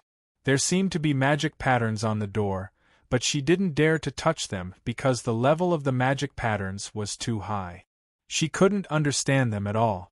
As for the fact that she was imprisoned, Tyrion had actually expected it. After all, before she fainted, she was already in a state of losing control and even hurt Nephi. Thinking of this, she was so confused that she paced back and forth in the house for a while. When she heard a noise coming from outside, she immediately went over and was surprised to see a dragon with a long horn on his head walking over with 5 or 6 mages. This group of people were all wearing standard robes with insignias representing their rank on their chests. Some of them were even holding strange instruments in their hands with charging crystals inserted into them. Tyria Galen. Yes, it's me. Hearing the cold but dignified words, Tyria felt her scalp tighten. Her body tensed up as if she was being judged. But what happened next wasn't as scary as she imagined. The dragons glanced at the paper in his hand and asked someone to open the door. I'm Eucilian, Elder of the Green Dragons. I'm responsible for the treatment of all humans who have been invaded by the demons, but I need your cooperation first. I'll say this in advance, I can't confirm the length of the treatment because some people can recover, and some may never recover. It depends on your ability. Tyria quickly nodded. She stood in the room at a loss, but now she could confirm that the other party was indeed here to treat her. But she was also a little worried. That, Elder Eucilian, will this cost a lot of money? Eucilian and the other mages were stunned. They looked at each other with a strange expression. One of the mages almost couldn't hold it in and lowered his head to rub his mouth. The Emerald Dragon Elder cleared his throat and replied, That's why I'm here now.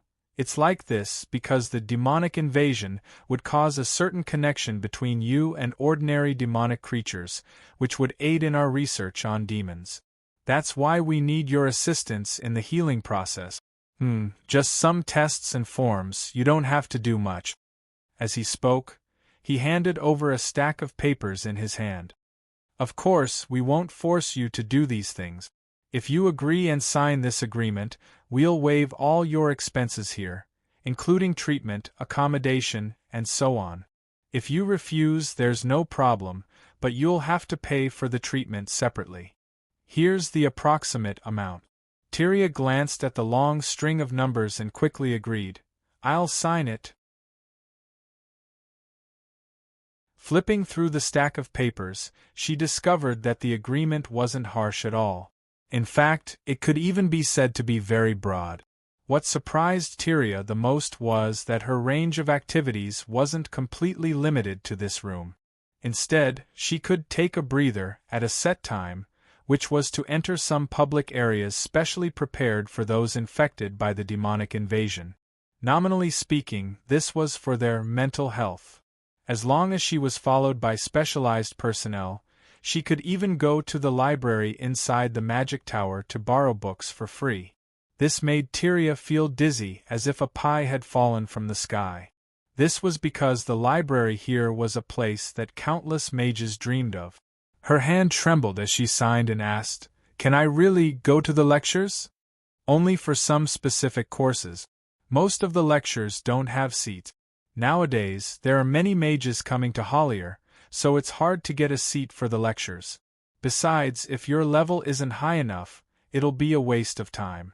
Do you understand?" Elder Eucilian seemed to be a little impatient, but he still maintained the most basic courtesy on his face. Tyria immediately knew that she had asked too much. She quickly handed the agreement back, but was stopped by Eucilian. "This is a soul agreement. The highest level agreement isn't as simple as just signing." At this point, the other mages behind him immediately stepped forward and assembled the things in their hands into a magic circle. Tyria was asked to stand on the magic circle and reread the main terms of the agreement. After the highest level soul agreement was completed, she immediately realized that she didn't have any connection with the elder dragons in front of her. Instead, she felt that there was a strange resonance with the entire magic tower. "All right, thank you for being willing to participate in our research. This is your activity schedule. In a sense, you are now a collaborator of the research department. Although for safety reasons we have to conduct a series of monitoring on you, but I hope you can understand that you still retain most of your authority, including the ability to communicate with friends and the like." At this point, Tyria immediately asked, "Oh right, my friend Nephi, she seems to have been injured by me. I would like to ask, how is she now?" Eucilian acted as if he didn't know anything. He turned to look at his assistants, and one of them replied, "Is it the mage that you sent flying? She's receiving treatment, but she's not in the magic tower. If there's any news, I'll pass it to you." All right, thank you." Tyria was extremely grateful, but she didn't dare to ask for more. Eucilian and the other assistants then carried out a series of tests on her, and the conclusion they came up with was invasion level 6. According to them, level 10 was the highest level, and it belonged to the type that was basically incurable. Someone like Talia could still be saved. The specific treatment arrangements are in the form in your hand. There will be one this afternoon. Alright, you can arrange the rest of the time yourself. Remember, no matter where you go, always have someone by your side. Mage Sylvia, you stay here. Yes, Elder Eucilian. After Sylvia bowed, Eucilian turned around and walked towards another room like a chief physician in a hospital. At the same time, he said, "Who's next?" When the voices gradually quieted down, Tyria carefully greeted Sylvia. Sylvia didn't maintain her solemn expression and smiled. "Actually, your condition is still under control. Currently, the magic tower uses a special isolation formation. Usually, the victims of the invasion don't show any particularly serious symptoms, so there's no need to worry about you changing into anything else for the time being." Change? Will there be any big changes to the invasion of the demons? Tyria felt her scalp tighten, but Sylvia didn't seem to see it. She smiled and invited her. "How about this? I'll bring you to the exhibition hall first and teach you some knowledge. What do you think?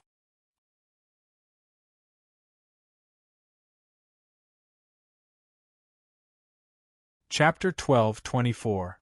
There are many half-planes in the tower, and most of the mages' laboratories are in these spaces. Although the area doesn't look big on the surface, it's actually much bigger than you think. But since you're a patient, you're not allowed to enter most of the public areas for safety reasons. Please understand. Sylvia brought Tyria out of the bedroom. She was in and gave her a brief introduction. Ah, of course I understand. I definitely won't wander around. Walking along the corridor, Tyria's eyes widened when she saw the open atrium of the tower. She was currently on the 4th floor of the magic tower, but because the atrium was hollowed out, she could even see the dragons and high-ranked mages at the top of the tower. As far as the eye could see, there were many figures with 2 horns on their heads walking back and forth. The atmosphere in the magic tower was obviously solemn and busy. Apart from the mages, there were countless acolytes and servants hurrying about, some even jogging to deliver various items and information. Small carts transporting magic materials were floating on an invisible track with the help of magic circles. Right below, Tyria saw a 2-meter-long black monster being dragged away in an iron cage. That isn't a magical beast, is it? She stared at the struggling figure and asked in a low voice. Sylvia came over to take a look and replied, "This should be some kind of demon-infected animal.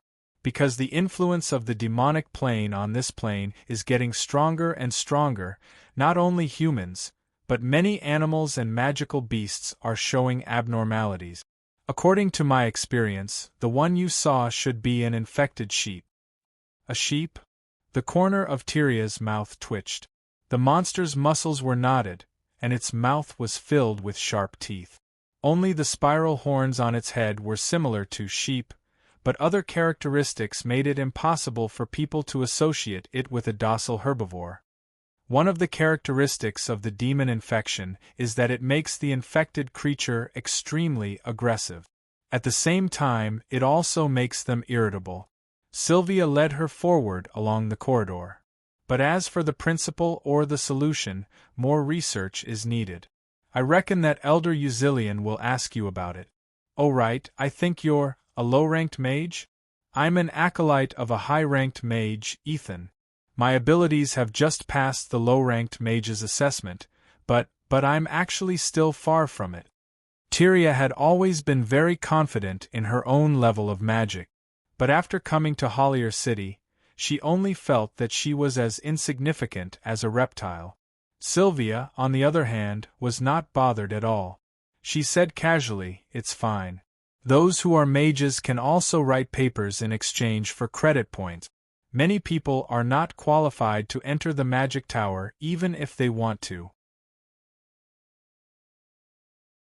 Now that you've entered the magic tower because of this, I suggest you seize this opportunity and learn as much as you can."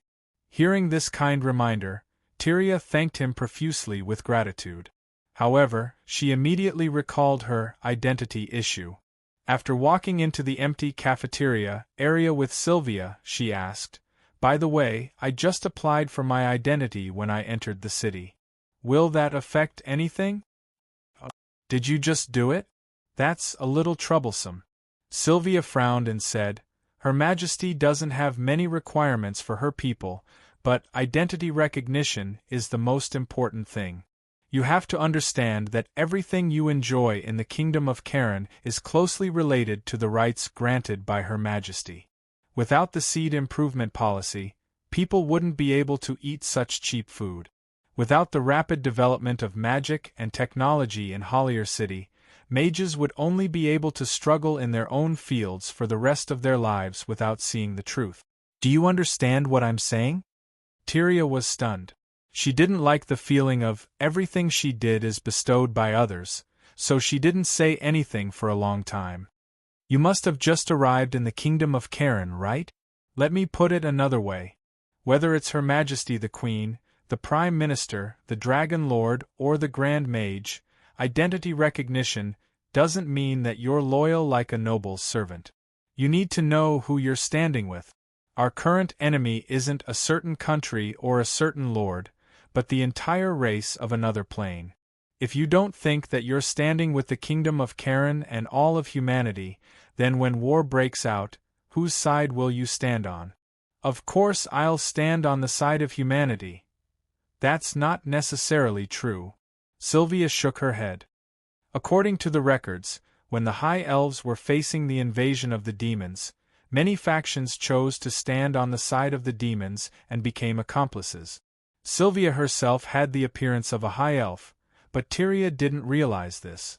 She only thought of Sylvia as an elf. She thought about the contents of the conversation just now and understood the meaning behind it. She nodded and said, "I understand now. As a mage, I naturally have more power.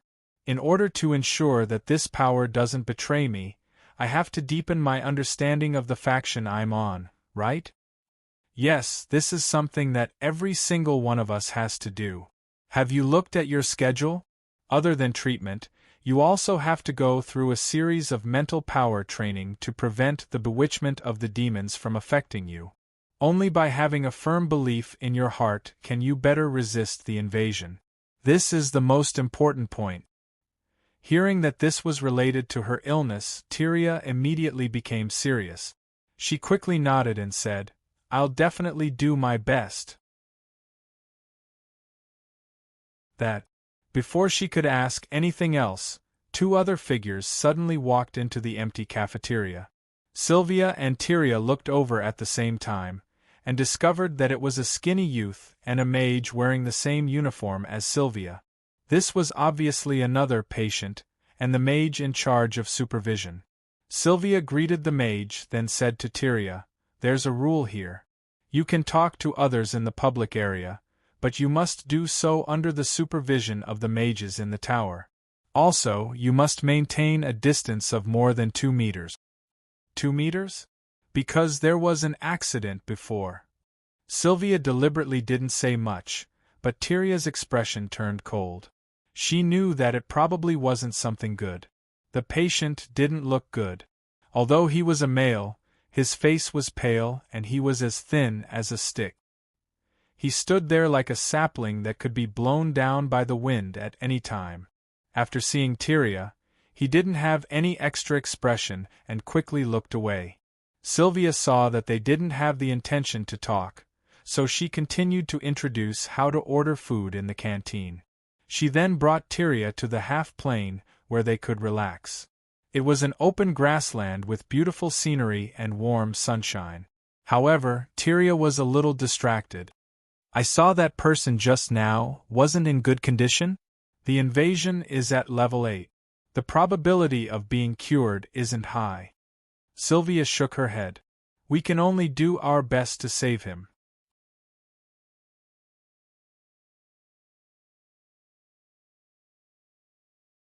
Chapter 12:25.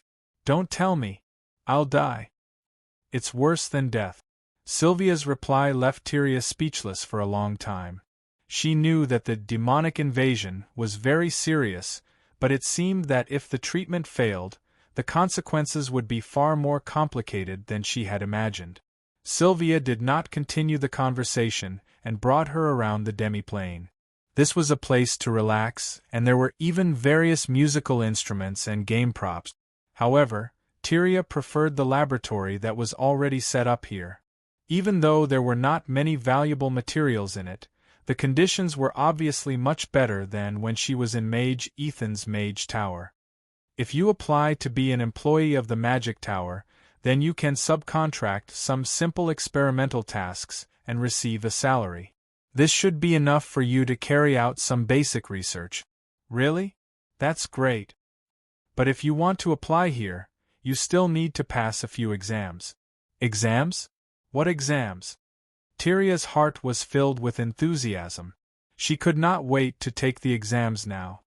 Apart from basic magic knowledge and mental strength, there are also some basic geography and general knowledge of the Kingdom of Karen. How about this? I'll go get some materials for the exams for you later. These are free to read, You just have to return them by the specified date. If you don't need to stay here, why don't you go back to your bedroom first? Tyria quickly agreed and rushed back to her bedroom excitedly. She took the initiative to lock herself in. Mage Sylvia, I'll wait here. All right, I'll be back in about half an hour. Sylvia nodded and turned around to leave. At the top of the demon tower, the dragon lords watching this scene had indescribable shock on their faces. It was not difficult to lock up a weak demon monarch, but to make the other party take the initiative to run to the prison and wait obediently, even treating the demon as an enemy to deal with, this step was not something that could be done simply by moving one's mouth or casting a spell. Is there any possibility that she's acting? Lord Victor could not help but ask.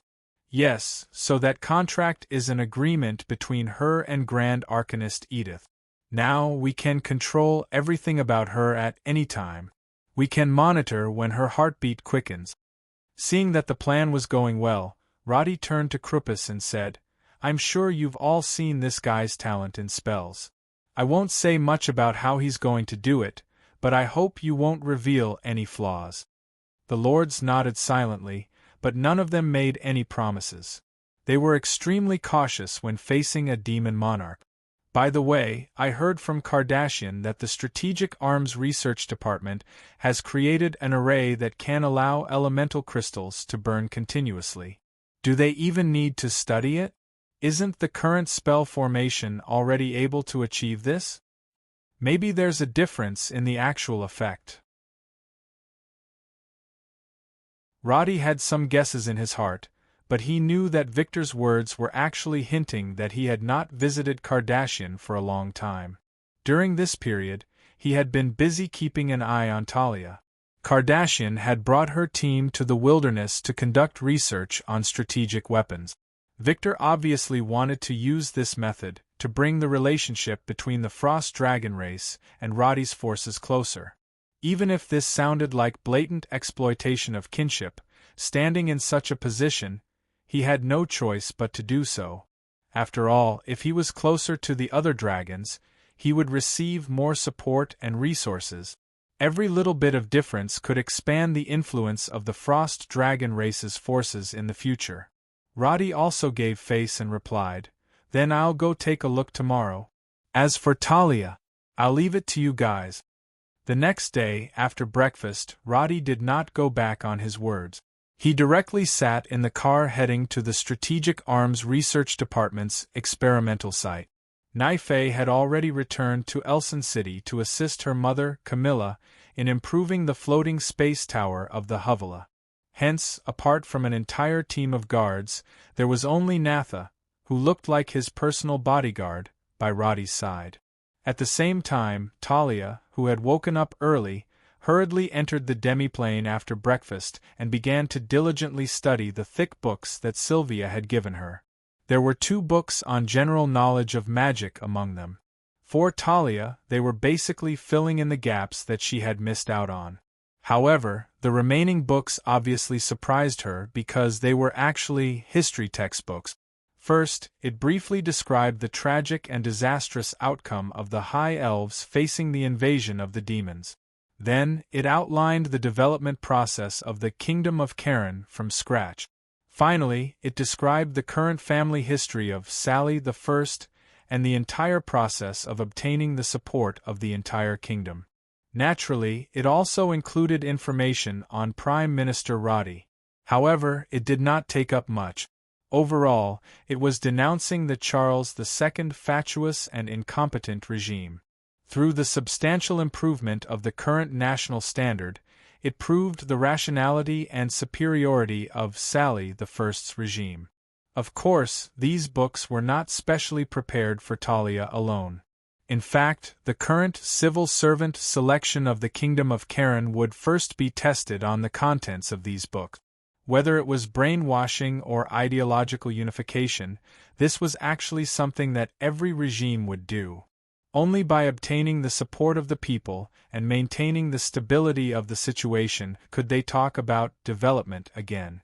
Since Talia had woken up, the only thing she had come into contact with were the books in the Galen family's study. Back then, the contents of the books that she had flipped through were only vague impressions due to the memory cleansing.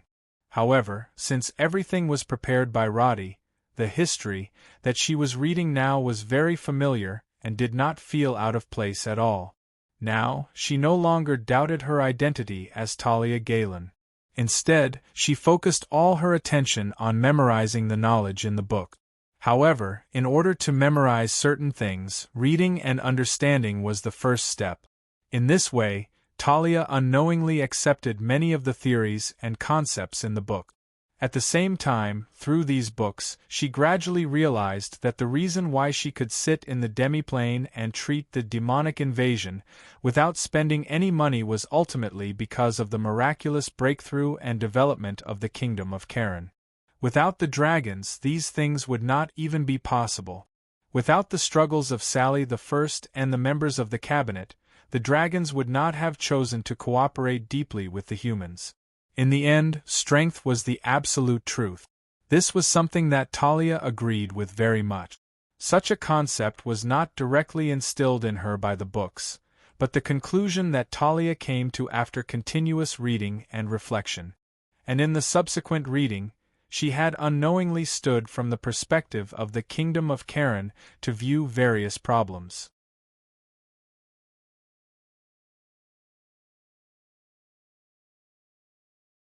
Chapter 12:26. While Talia was trying her best to memorize the exam materials, a battle had just broken out in the territory of the kingdom of Cassate, thousands of miles away. It was night time. There were more than 6,000 human troops gathered outside Fort Roos. This was the fourth batch of troops to attack this place after the Orc regime of Sauron occupied this place. The first 3 batches of troops that came here all failed, but this time, Count Scania, the leader of the troops, was obviously well prepared. Today, when they arrived outside the fort, they dug trenches and cut down trees to make ladders and construction vehicles. Seeing that the city gate was closed and there were few people on the city wall, Count Scania was full of confidence. He even leisurely roasted a whole lamb in the center of the camp, with good wine and delicious food, as if he had a card up his sleeve. These countries in the east of the kingdom of Karen had disputes all year round, but when they really fought, they were always small fights. A battle involving more than 10,000 people could be called an epic war. Therefore, now, with more than 6,000 soldiers, it could be called a super army that had never been seen in recent years. Count Scania was so confident that he even gave the order, "We must break the city in 10 days. However, when the Count was full and ready to go back to his tent to rest, a strange cry suddenly came from the back of the camp. "What's that sound?" He turned his head and looked. The faint light from the bonfire could only reflect the figures of the farmers responsible for the logistics troops. They were basically the villagers who were recruited along the way. Although the temporary camp was orderly, the people were scattered, and there was even a fight just now. "Count Scania, it seems that there are enemies," the guard next to him said, because the sound in the distance had gradually turned into wailing. At the same time, there was suddenly a burst of fire. For a moment, there seemed to be a red wave in the darkness. Boom! A large pile of food was instantly ignited, and then the sea of fire spread, quickly making the soldiers panic. "Sorcerers are attacking? What the hell is going on? Potai, tell the people to stabilize the troops and don't run around. Form up on the spot," Count Scania ordered loudly. He was not a military idiot, and he knew that he must have been attacked. However, in the darkness, he could only vaguely see some shadows in the distance, but he could not see clearly what was going on. However, when the guards around him gathered, a wolf howl suddenly came from the side. That was the sound of hundreds of huge wolves howling in unison. In the next moment, as though something had suddenly smashed through the barrier of darkness, a large group of wolf riders appeared on the west side of the formation without any warning, and launched an assault from a distance of 200 meters. Only the trench on the north side of the camp had just been dug. The ground on the west side was still flat. In fact, when the wolf riders rushed into the side camp, Count Scania realized that even if there was a trench here, it would not be able to stop them, because these orcs and mount wolves in front of him were completely beyond his imagination. The shoulder height of the mount wolf was already more than 2 meters, and the huge wolf head was more terrifying than any magic beast he had ever seen. What scared him the most was that all the mount wolf riders were covered with simple but extremely strong metal armor. Many of the panicked soldiers raised the weapons in their hands to block the attack, but they were only touched by the side of the mount wolf, and they were instantly sent flying. Their tendons and bones were broken on the spot. Their weapons directly bounced off the mount wolf's armor, and many of them were even directly trampled by the mount wolf. After the blessing of Witch-Doctor Sauron's magic, the lethality of this group of wolf riders was not any weaker than some small draconic magic beast. In terms of quantity, more than 200 wolf riders were not even worth mentioning in front of the camp of 6,000 people. But in the darkness, the orcs and their mounts weighed more than 3 tons, and their bodies were covered with 2 or 3 layers of iron armor. They easily tore through the unprepared defense line and did not stop, but went straight to the center of the camp. These orcs did not seem to consider the problem of their reduced momentum. In the fierce collision and screams, blood covered the mount wolf's body, but the mount wolf riders with steel spears maintained the direction of the charge, directly killing their way to the center of the camp where Count Scania was. There were more than 100 soldiers standing in a defensive formation, firmly protecting the Count. However, more than 10 wolf riders charged forward without a care in the world. Even if the valiant guards used their bodies to block the first wave of wolf riders with their lives, the second wave of wolf riders still leapt forward, trampling over the crowd that was no longer in formation, and arrived in front of the Count without any hindrance. The 3 mages beside Count Scania released fireballs with all their might, but the armored orc warlord was still able to rush in front of them without any hindrance even after 2 layers of armor had been blown off. The orc warlord stabbed forward with its spear, piercing through a guard and Count Scania at the same time. At this moment, time seemed to stand still. But the berserk warlord jumped down from the wounded mount wolf and swung the steel spear in his hand. After shaking off the 2 guards, he swept the heads of the 2 mages. At this time, the other wolf riders had completely controlled the situation. Seeing the Count being pierced through, the soldiers who were fighting to the death lost their fighting spirit and stood there in a daze. Warlord the Poor threw away the bent steel spear, picked up the seriously injured Count with one hand, and tore off the other's head in an extremely cruel way. The Count, who had been laughing and enjoying his food, was now thrown far away. His head was connected to several cervical vertebrae and was bleeding. Without any superfluous words, the corps guards collapsed on the spot. Shouts of "Count Scania is dead" rang out from the surroundings. At the same time, the 400 to 500 orcs behind the wolf riders slaughtered the scattered soldiers like bulldozers. In the camp, the burning tents lit up the sky, and the morale of the resistance soon came to an end. The monster-like orcs not only moved out by themselves, but also brought thousands of auxiliary soldiers, who had been trained by them over the past few days. With the help of these humans, they easily defeated and captured more than 2,000 soldiers. The rest were either killed or scattered in the wilderness.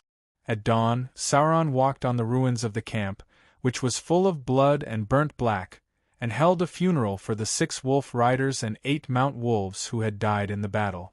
Then, he executed 3 nobles in the enemy team who had been cursing loudly. When the brains of the nobles who had been smashed by the chain hammer splashed into the mouths of the other nobles, the young nobles who had come to the scene with the intention of getting military merits were so scared that they wet their pants. They loudly begged for mercy, hoping to be loyal to Sauron. The great chieftain didn't make things difficult for them and mercifully accepted their allegiance. After that, he looked to the south.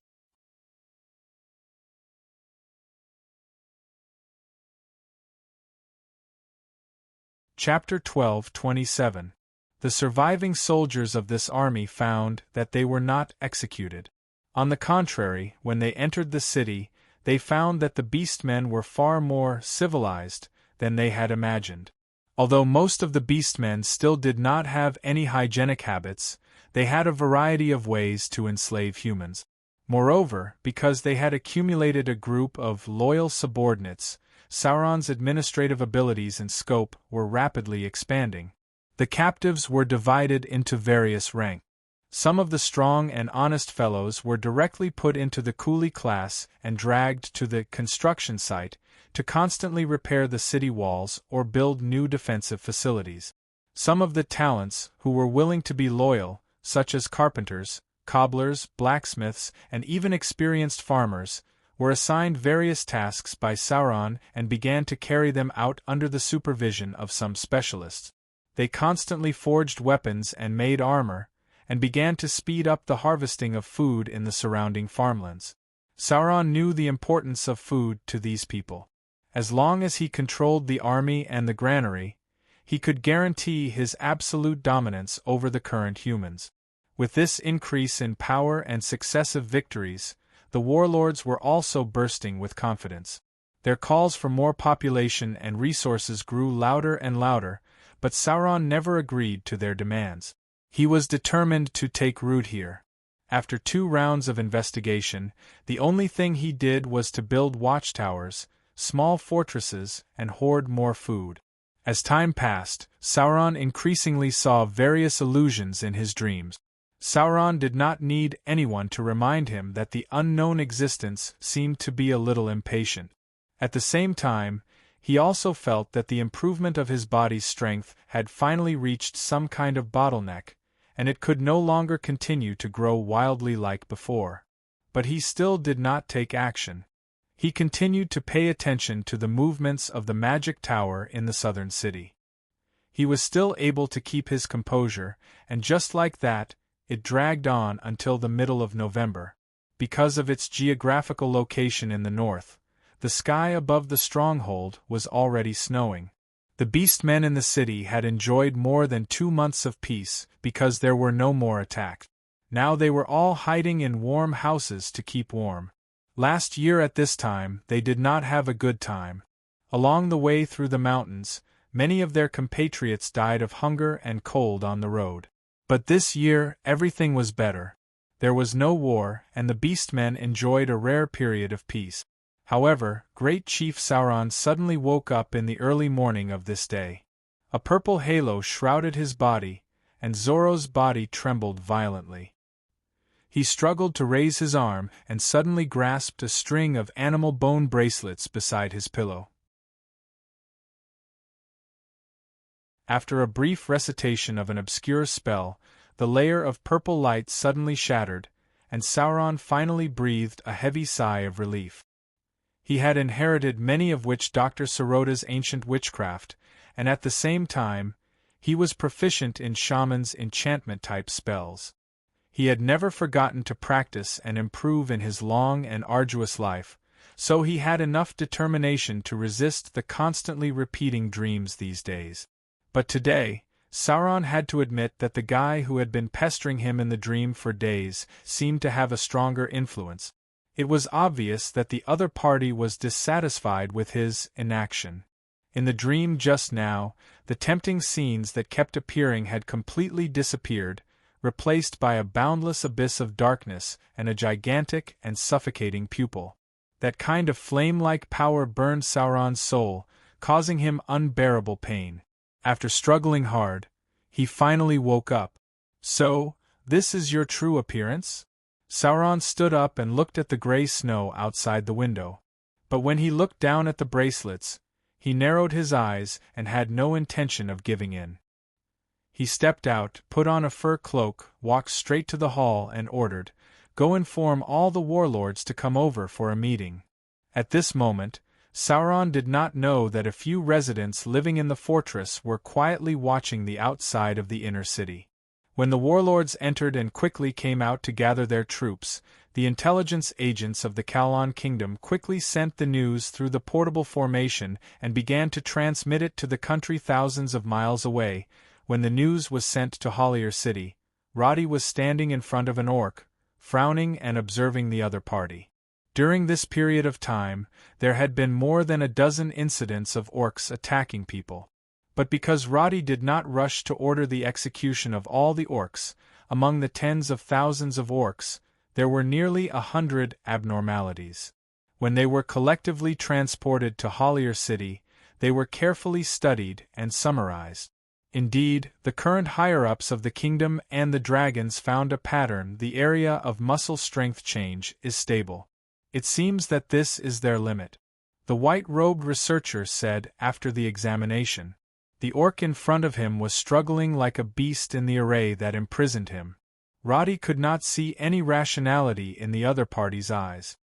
He was sure that if he let go of the guy's limbs now, the other party would not hesitate to attack everyone in front of him, even if all the people standing around were the lords and elders of the dragons. This was obviously not the aggression of a normal creature.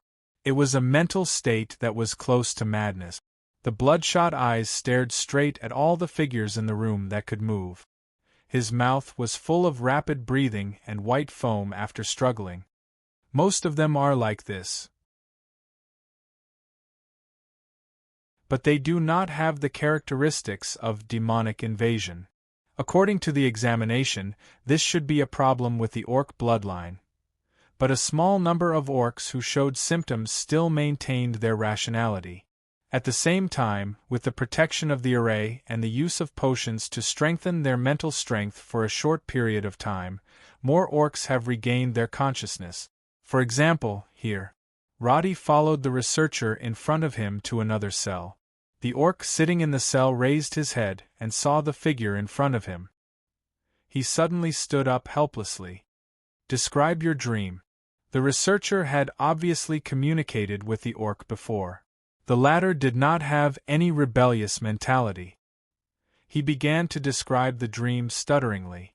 Everyone present understood the Sabine language, so they understood what the researcher was trying to express. They were obviously not surprised. They just looked at each other. Krupus nodded and said, "From the current situation, we should be on the right path. That's why the other party is so anxious." However, an elder of the dragons said, "What about these orcs? We can't guarantee that they will always remain rational." At this point, everyone understood that it was time for Roddy to make a decision. But he frowned and did not make a decision immediately. Instead, he pointed outside the door and said, "There is another research. Everyone can take a look at it today and then make a decision."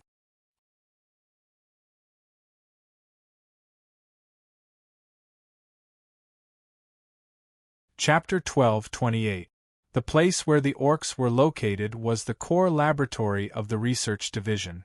Because this place was involved in the research of demons, the security measures were very strict. Layers of magic circles isolated each laboratory.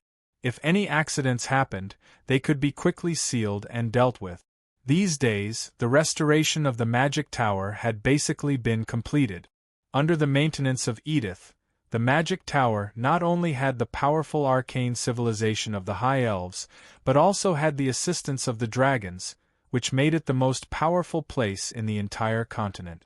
As it was located in the middle and upper levels of the magic tower, the people who walked here were basically high-level mages and above. They could be said to be elite. When Roddy led the lords and elders through the corridor, the other researchers who passed by immediately stood still and saluted. This scene was like the director of a hospital inspecting the department. No matter how skilled the dragons or sorcerers were, they all kept quiet out of fear and did not dare to make a sound. "Where is Elder Uzilian now?" Roddy asked the researcher beside him. The latter quickly replied, "He's here. Laboratory number 16. Then go and inform him that we want to see the current research result." Here, Roddy did not forcefully push the door open. Instead, he followed the standard procedure. First notify the other party, give them time to prepare, and then enter. If it was a unit of the same rank, the mages who were in the midst of research had the right to refuse such an open visit. However, as the highest-ranking mages, Roddy and the others did this more to show a respectful attitude. Although it would be the same if they just pushed the door open, it was necessary for him to show respect to the researchers as the Prime Minister. Meanwhile, the busy mages in the laboratory were currently surrounding the imprisoned Doomsday Guards for research. When they learned that the Prime Minister and the Lords of the Dragons were about to arrive, they looked at each other and hurriedly began to tidy up the messy operating table. Teria was among this group of people. She did not have an official position in the Magic Tower at this time because the assessment that Sylvia mentioned would be held in a week, so she was still a patient to cooperate with Elder Uzilian's research. She was just seriously filling out the experimental report form, and now that she heard that someone was coming, she was completely dumbfounded. A few months ago, she wouldn't have taken these people seriously. But after memorizing the questions with all her might, she had a deep understanding of the kingdom's history. She was very clear about the level of people she was about to face. Don't just stand there. Don't be nervous when they ask you questions later. Just say whatever you have on your mind. The Prime Minister and the others are all practical people. They don't like to pretend. Ah, I understand now. Hearing Sylvia's reminder, Teria hurriedly helped to arrange the tables and chairs neatly. It only took about a minute for the sounds of footsteps to be heard. Seeing those figures and the powerful magical waves heading their way, Teria couldn't help but tense up and even hold her breath. Let's take a look at the current research on demons. Elder Uzilian, can you give us a brief introduction? After Roddy walked in, his gaze didn't linger on Teria at all. Instead, he went straight to Uzilian with the other lords and elders. The latter was usually cold and domineering in front of Teria, but at this moment, he was also obedient. Greetings, lords and prime ministers. It's like this, my research is currently. Teria stood at the side, looking at the figures in front of her. In her heart, she recalled the various information about this group of people on the examination questions. Prime Minister Roddy's strategy in the war, the heroic performance of the dragons in the previous wars were all important points that needed to be memorized. The significance of every war and the changes it brought were all clearly remembered by Teria now. But when she looked at Roddy, she suddenly fell into a trance. The violent beating of her heart made her feel timid. Teria didn't know why she was afraid, but she quickly found a reason for it. It was fear towards the Prime Minister. The Prime Minister in front of her looked calm, but in fact, he was a ruthless character who had led several wars with more than 10,000 people. His own strength was strong, his archery was accurate, and he had an astonishing record since the beginning of his rise. Even if the books didn't write about Roddy's personal achievements in detail, the number of casualties in the war and the decisions he made were enough for Teria to deduce that this Prime Minister was the key to the rapid rise of the kingdom's power. She confirmed her own judgment, but didn't realize where the source of this fear came from. At this moment, Elder Uzilian suddenly said, "Teria, come over here and talk." She shivered and took a step forward, but after looking at the group of calm figures in front of her, she was momentarily speechless. This was the second time that Roddy had a face-to-face conversation with Teria. The last time they were this close was when he used Divine Realm Control to knock her out. But now Teria had obviously forgotten everything. She wore a special white patience gown, her hands clenched tightly, and she was so nervous that she didn't dare to speak for a long time. "Don't worry about anything. You just need to talk about what you've experienced on the Apocalypse Guardian. You can continue with what we were discussing just now." Elder Uzilian gave her a way out, and Teria finally grasped the crux of the matter. She hurriedly said, Well, it's like this. Through the spell formation, I gradually sensed his weak point." She pointed at the back of the Apocalypse Guardian and said, "Just now we did a test on this spot, and found that if we stimulate it here, it will have a more intense reaction, and its body will also stiffen. How did you sense it? Can you describe it in a simple way?" Roddy pointed at the Apocalypse Guardian, who was unable to struggle but was still breathing. His huge body was similar to a mutated beastman, and his tone was calm. I can't really describe it. It's just a vague feeling, because when I want to attack it, I will immediately look at this position. This should be a side effect of the demonic invasion, Eucilian explained. It's a very keen intuition towards demons, and these intuitions have been proven to be accurate. The group of dragon's elders raised their eyebrows as they looked at Talia. A few of them even nodded in satisfaction. This attitude made her feel flattered, but Talia obviously didn't realize that they weren't satisfied with her answer. Pen Chinese Language Network.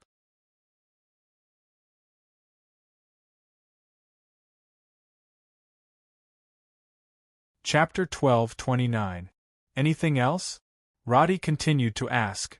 Simply looking for their weaknesses is only the most superficial research. If we encounter them on the battlefield, our soldiers will have to pay a huge price to kill them even if they know their weaknesses. So, do you have any more in-depth discoveries? This kind of question made Talia understand that the Prime Minister was not here for show, but was really concerned about these problems. This made her even more excited. She was obviously standing on an unprecedented stage, so she must seize this opportunity. So without waiting for Elder Eucilian to answer, she immediately replied, "It's like this, Prime Minister. We have a lot of new discoveries on the communication method of these Apocalypse Guardians. It's just that their brains are not very smart. If we can simulate the way their leader commands and let them receive this signal through a magic circle, then it's very likely that we can control their behavior." Really?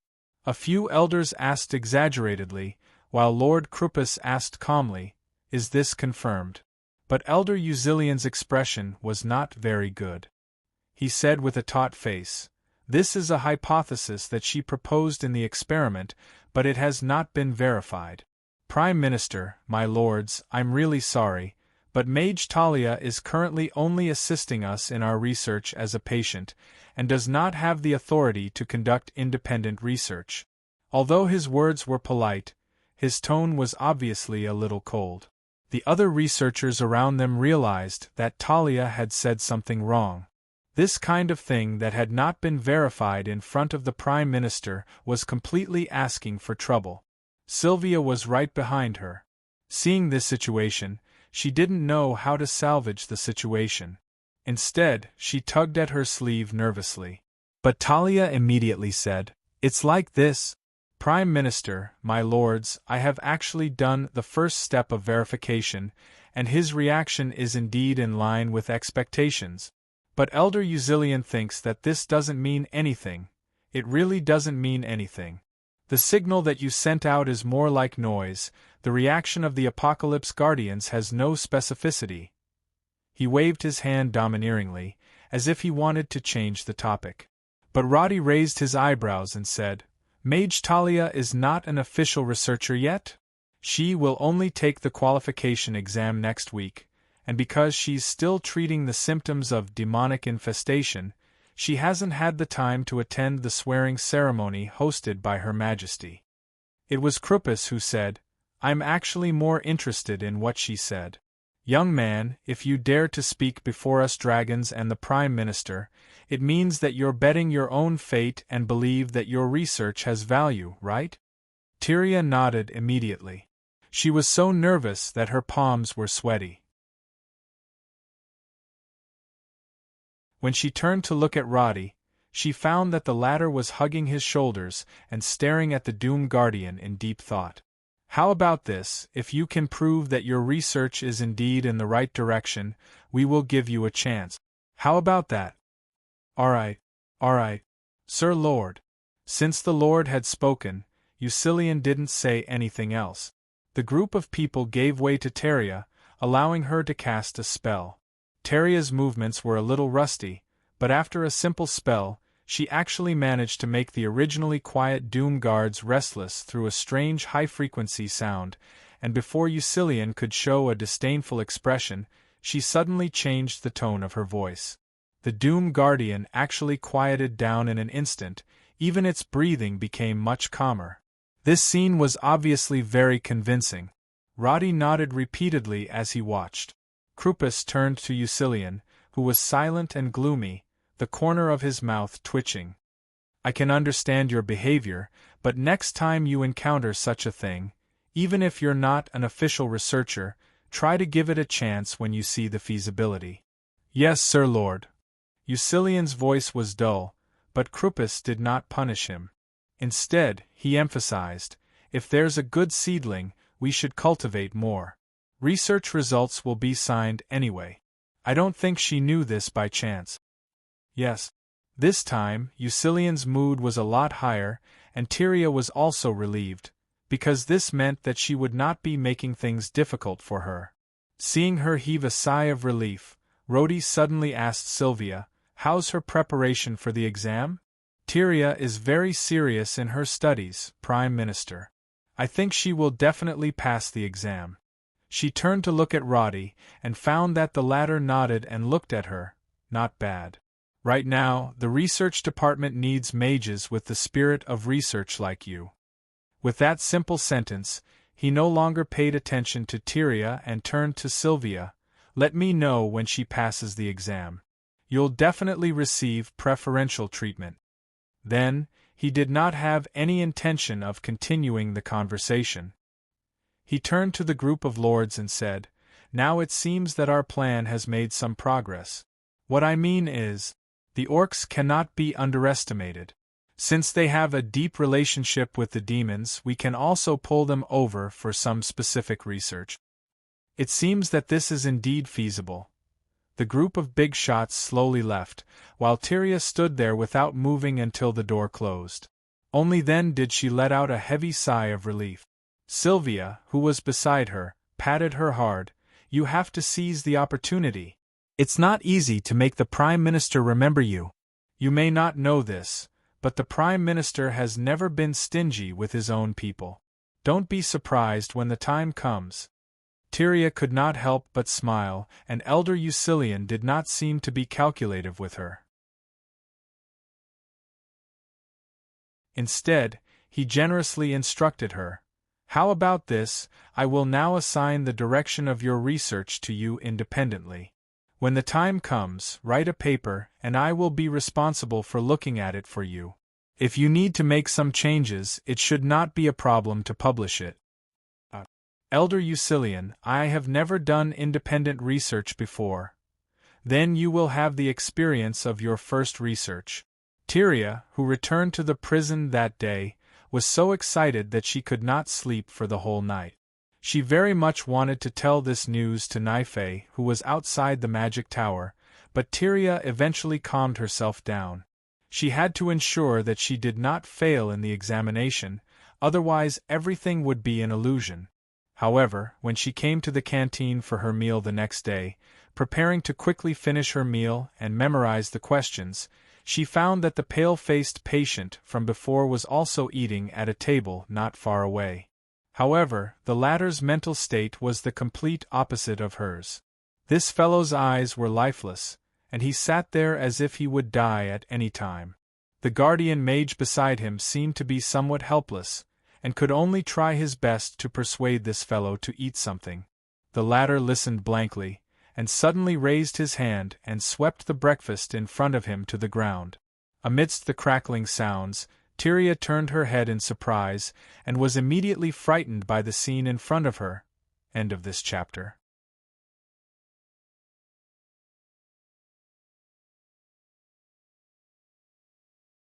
Chapter 12:30. Tyria was still holding a spoon in her hand, silently reciting the answer to a short answer question.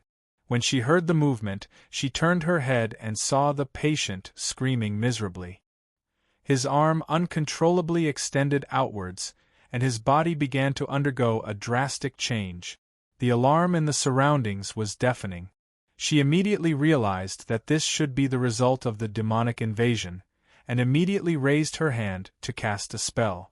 However, Sylvia and the wizard nearby were faster than her. In a flash, they released several spells and confined the other party on the spot. Half of the purple-armed guy's body had already been deformed, and he looked like an elongated lizard. After taking 2 steps, he fell to the ground and could only struggle on the ground because of the spell's confinement. However, as the demonic aura grew stronger and stronger, its arm that was full of bone spurs suddenly struggled, and with a bang, it broke free from the spell confinement on the spot. After that, he turned his gaze towards Tyria. The latter felt her throat tighten when she was stared at by those monstrous pupils. She released an ice spell after she finished chanting, but the half-meter-long icicle shattered into pieces when it hit Tyria's shoulder. It didn't even leave a single wound on Tyria. "Quick, stop it!" Sylvia shouted loudly. However, the monster moved quickly and broke free from another round of spells. With a wave of its hand, it sent Sylvia flying, and charged towards Tyria with a roar, raising its hand to attack her head. Tyria instinctively raised her arm to block, but immediately realized that she had no way of defending against such an attack. At this moment she really thought she was going to die. In the end, the other party froze in the air without any warning. Edith's figure had unknowingly appeared beside Tyria. Before the latter could speak, she felt a force forcefully pulling her back a few steps. When she stabilized herself, she saw the figures of Prime Minister Roddy and a group of guards leaping down from the top of the building. With the help of spells, they landed not far from her. At this moment the alarm stopped ringing. Roddy walked over with a solemn expression. He glanced at Tyria, then at the strange demon and said, "Take it away! We must find out the reason." "Yes." The guards responded and stepped forward. They used magic to imprison the struggling demons and quickly dragged them away. Roddy was obviously a little angry. He turned around and scolded Sylvia and the other mage. "Explain to me what is going on." Sylvia hurried over and explained the whole story with her head lowered. Obviously, they couldn't be blamed for their negligence, but there had never been a similar case of demonic infestation before. No one expected the demon to suddenly go on a rampage and do such a thing. Tyria still had a lingering fear. Only then did she realize that her clothes were almost soaked, and her forehead was covered in cold sweat.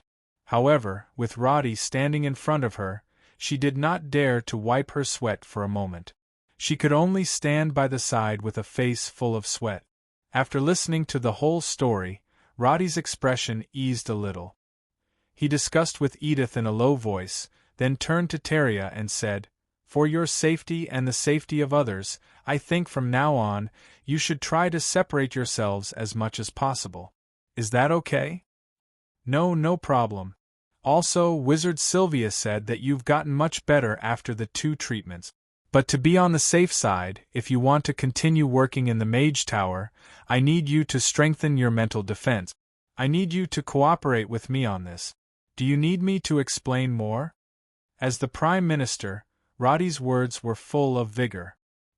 He seemed to be asking for her opinion, but in fact, he did not give her any room to refuse. After so many days of learning, Tyria knew that this was to prevent a situation of war turning traitor. In fact, even if Roddy did not request it, she would have begged to learn similar spells. After all, the impact of seeing the demon suddenly transform and attack others was too much for her to calm down. No need to explain, I understand. I will definitely cooperate, Prime Minister."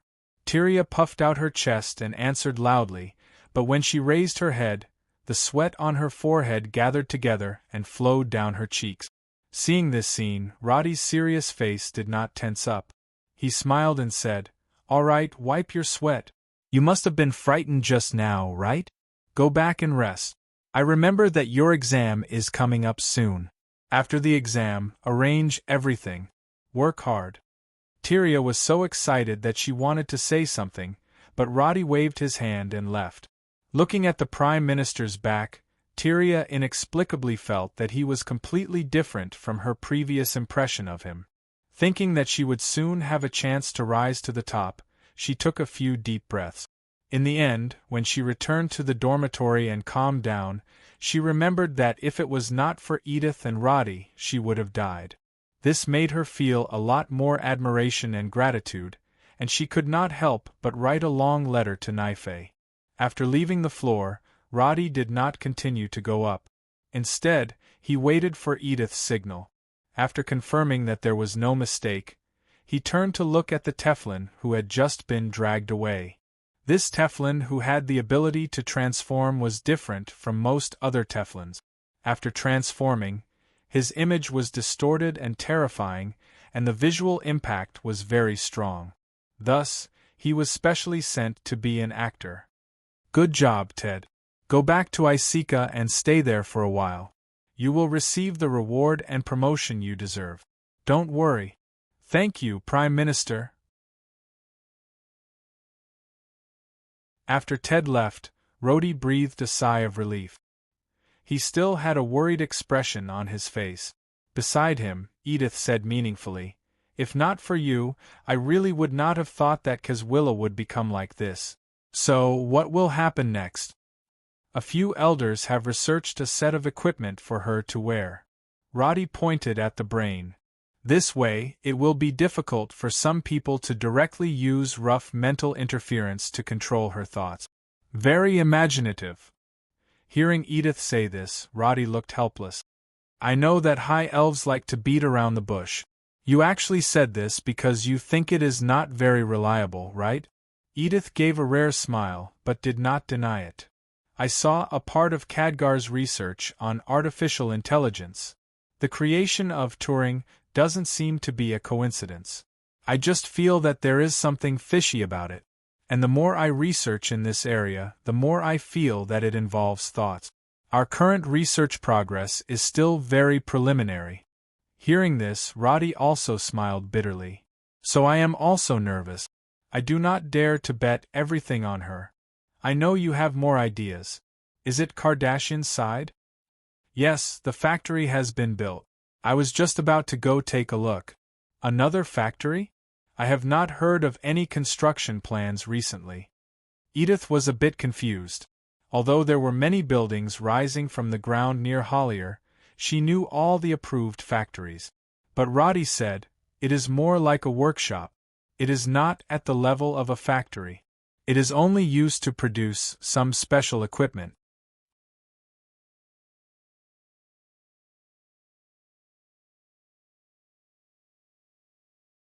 Chapter 12:31.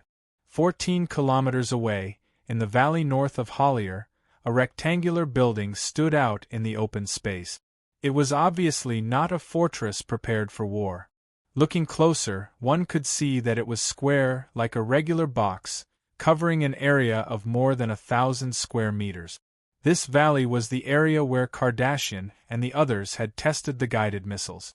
Not far away, there were many pits and debris caused by the explosion of the previous failed products, but now the ground was covered with snow.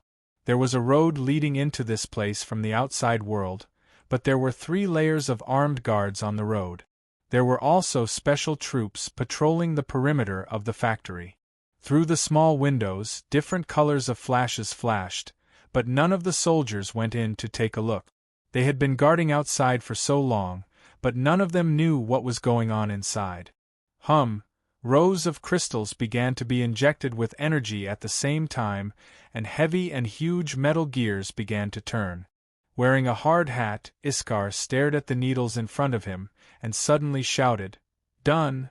Release the material! Press!" There was a strange compression sound. After the press finished its work, the stamped steel shell cooled down and was removed from the mold through the mechanical structure. Kardashian came forward, holding a pistol-like instrument in her hand, and aimed at the perfect curved steel plate to test it. The others also gathered around. Looking around, except for the Honorable Elder, the rest of the people here were high-level mages, and there were 12 dragons. They held their breath. When Kardashian exhaled and said, "Test passed," cheers came from inside the factory, followed by a round of applause. Because the press they had painstakingly developed had finally met the requirements, and they had created a missile shell that met the standard, This invention not only greatly reduced the production time of the guided missiles, but also greatly advanced the level of the magic industry. Many of the patented structural magic circles used in it would greatly improve the efficiency of other industrial instruments in the current world. Everyone, try the first assembly process. Estimated time of 8 hours, let's see how fast it goes. Okay. Kardashian clapped her hands, and everyone immediately returned to their positions and started working. There were a total of 27 mages and dragons in the factory. They would be the most powerful force anywhere, but right now, they were all wearing the same work clothes and safety helmets. They quickly took their places on their respective production lines and began the first assembly line, according to the steps they had practiced countless times. The red dragon and the black dragon Hurlo had to carefully control the process from the beginning of the smelting of the materials for the metal shell of the missile. However, even though they had superb magical control, they were still unable to achieve a high degree of consistency. Every time the material was molded, there would be different changes in the stress, which would often cause the shell to deform irregularly when it was slightly heated. In the end, the missile would disintegrate in the air. Now, after changing the material formula and using the high-tonnage stamping machine to manufacture the mold, almost all the problems were solved. When the materials and shell technology no longer hindered the speed of mass production, the rest of the steps were carried out very quickly. The first missile on the production line only took 40 minutes to complete the test installation, and after testing, it was confirmed to be qualified. This meant that in the following days, as long as the raw materials were in place, they would have the ability to mass-produce guided missiles. The entire factory went through 8 hours of test installation in full swing, producing a total of 15 missiles. This meant that after the various aspects of breaking in, the production interval of each missile was constantly shortening. Although there were 2 missiles that failed, compared to the defective rate of more than half of the previous products, this was actually a significant improvement. However, in the face of such gratifying results, Kardashian was not in a hurry to look for Roddy to show off. Instead, while planning to improve the technology, she chatted with the others about the current progress of the Plane Array Research Department. There has been no new news from them. Could it be that the progress is not smooth? According to the authority, we shouldn't be able to know about it immediately. Their confidentiality level is the same as ours. But wasn't there some movement last week? Who knows if that was the sound of the portal collapsing? Just wait and see. All right, everyone can rest for today. Tomorrow we will continue to improve the technology. After that, halfway through her words, Kardashian suddenly stopped, because after the noisy machinery of the factory shut down, the noisy footsteps outside were especially obvious. What's the situation? She was a little puzzled, but the next moment she heard the warning from the alarm outside. Everyone's expression changed, because this meant that the guards outside might think that there might be danger. But who could attack such a place? Not only Kardashian, the others also found it hard to imagine who in the current kingdom would be so blind as to come here. After all, the army outside the door was Roddy's personal elite, and their guns and cannons were powerful. None of the people present were weak, even the helpers, who worked as apprentices, were at least high-level mages, not to mention the 12 who could transform into real dragons. Their team of less than 30 people was more than enough to flatten an ordinary army. Therefore, after hearing the alarm, not only did they not hide, but they collectively put on their work clothes and went straight outside. At this time, the guards in charge of the security work had already retracted their defenses and set up roadblocks on the road, but when they came out, they found nothing in front of them. Where is the enemy? I'm afraid it's over there. Iskar's eyes were sharp, and he raised his hand and pointed to the west, which was surrounded by mountains, but under the blue sky, a faint wisp of smoke could be seen. This was the fire beacon that was still used in the border areas of the kingdom. In other words, the place bordering the Nehemiah steppe was in danger. What do you mean? Are the orcs crazy again? It seems that the group of orcs that besieged Elson City previously retreated to the steppe, but the kingdom has set up a lot of sentries in the steppe for the past 2 years. Maybe they found out that the orcs are moving. After the initial shock, they quickly calmed down and hugged their shoulders in the cold wind as they discussed. But the surrounding soldiers did not dare to slack off. The garrison had a total of more than 800 people, and there were 2 artillery carriages. At this time, they were all ready to meet the enemy at any time, even if the enemy might be hundreds of kilometers away. The scouting troops had been dispatched. The snow in the mountains was thick, and it was difficult for the war horses to pass through, except for the road areas. But such road conditions were not a problem for the well-prepared elite troops of the Kingdom of Karen. 2 Caterpillar armored vehicles quickly carried the communications circle and left the sight of the people, disappearing into the shadows of the forest. Almost at the same time, an emergency cabinet meeting had been held in the Magic Tower, and the members of the cabinet who rushed over were nervous, because the first thing that came to their minds was not the orcs, but the increasingly active forces of the demons.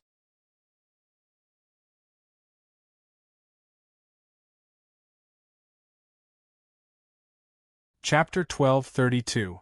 Let's start the report. Roddy looked at the staff officer in military uniform and nodded, signaling him to start the report.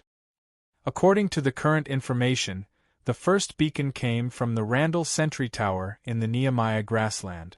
The beacon was then passed on and was observed by the Border Intelligence Station. It had been 3.5 hours since the beacon was lit.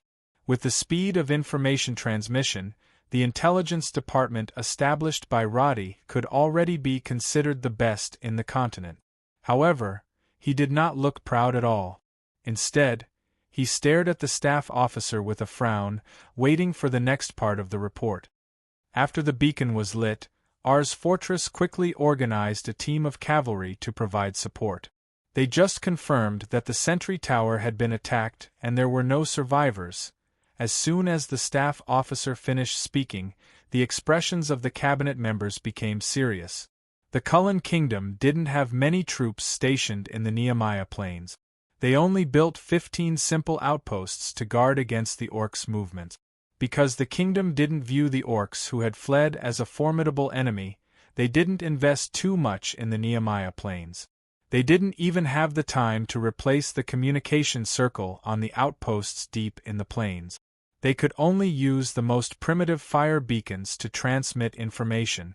At this time, they did not expect that the orcs would suddenly attack the sentry tower. But in theory, the sentry tower had a wide field of vision. If they discovered the situation in advance, even if they were attacked by the wolf riders, they should have enough time to escape on horseback.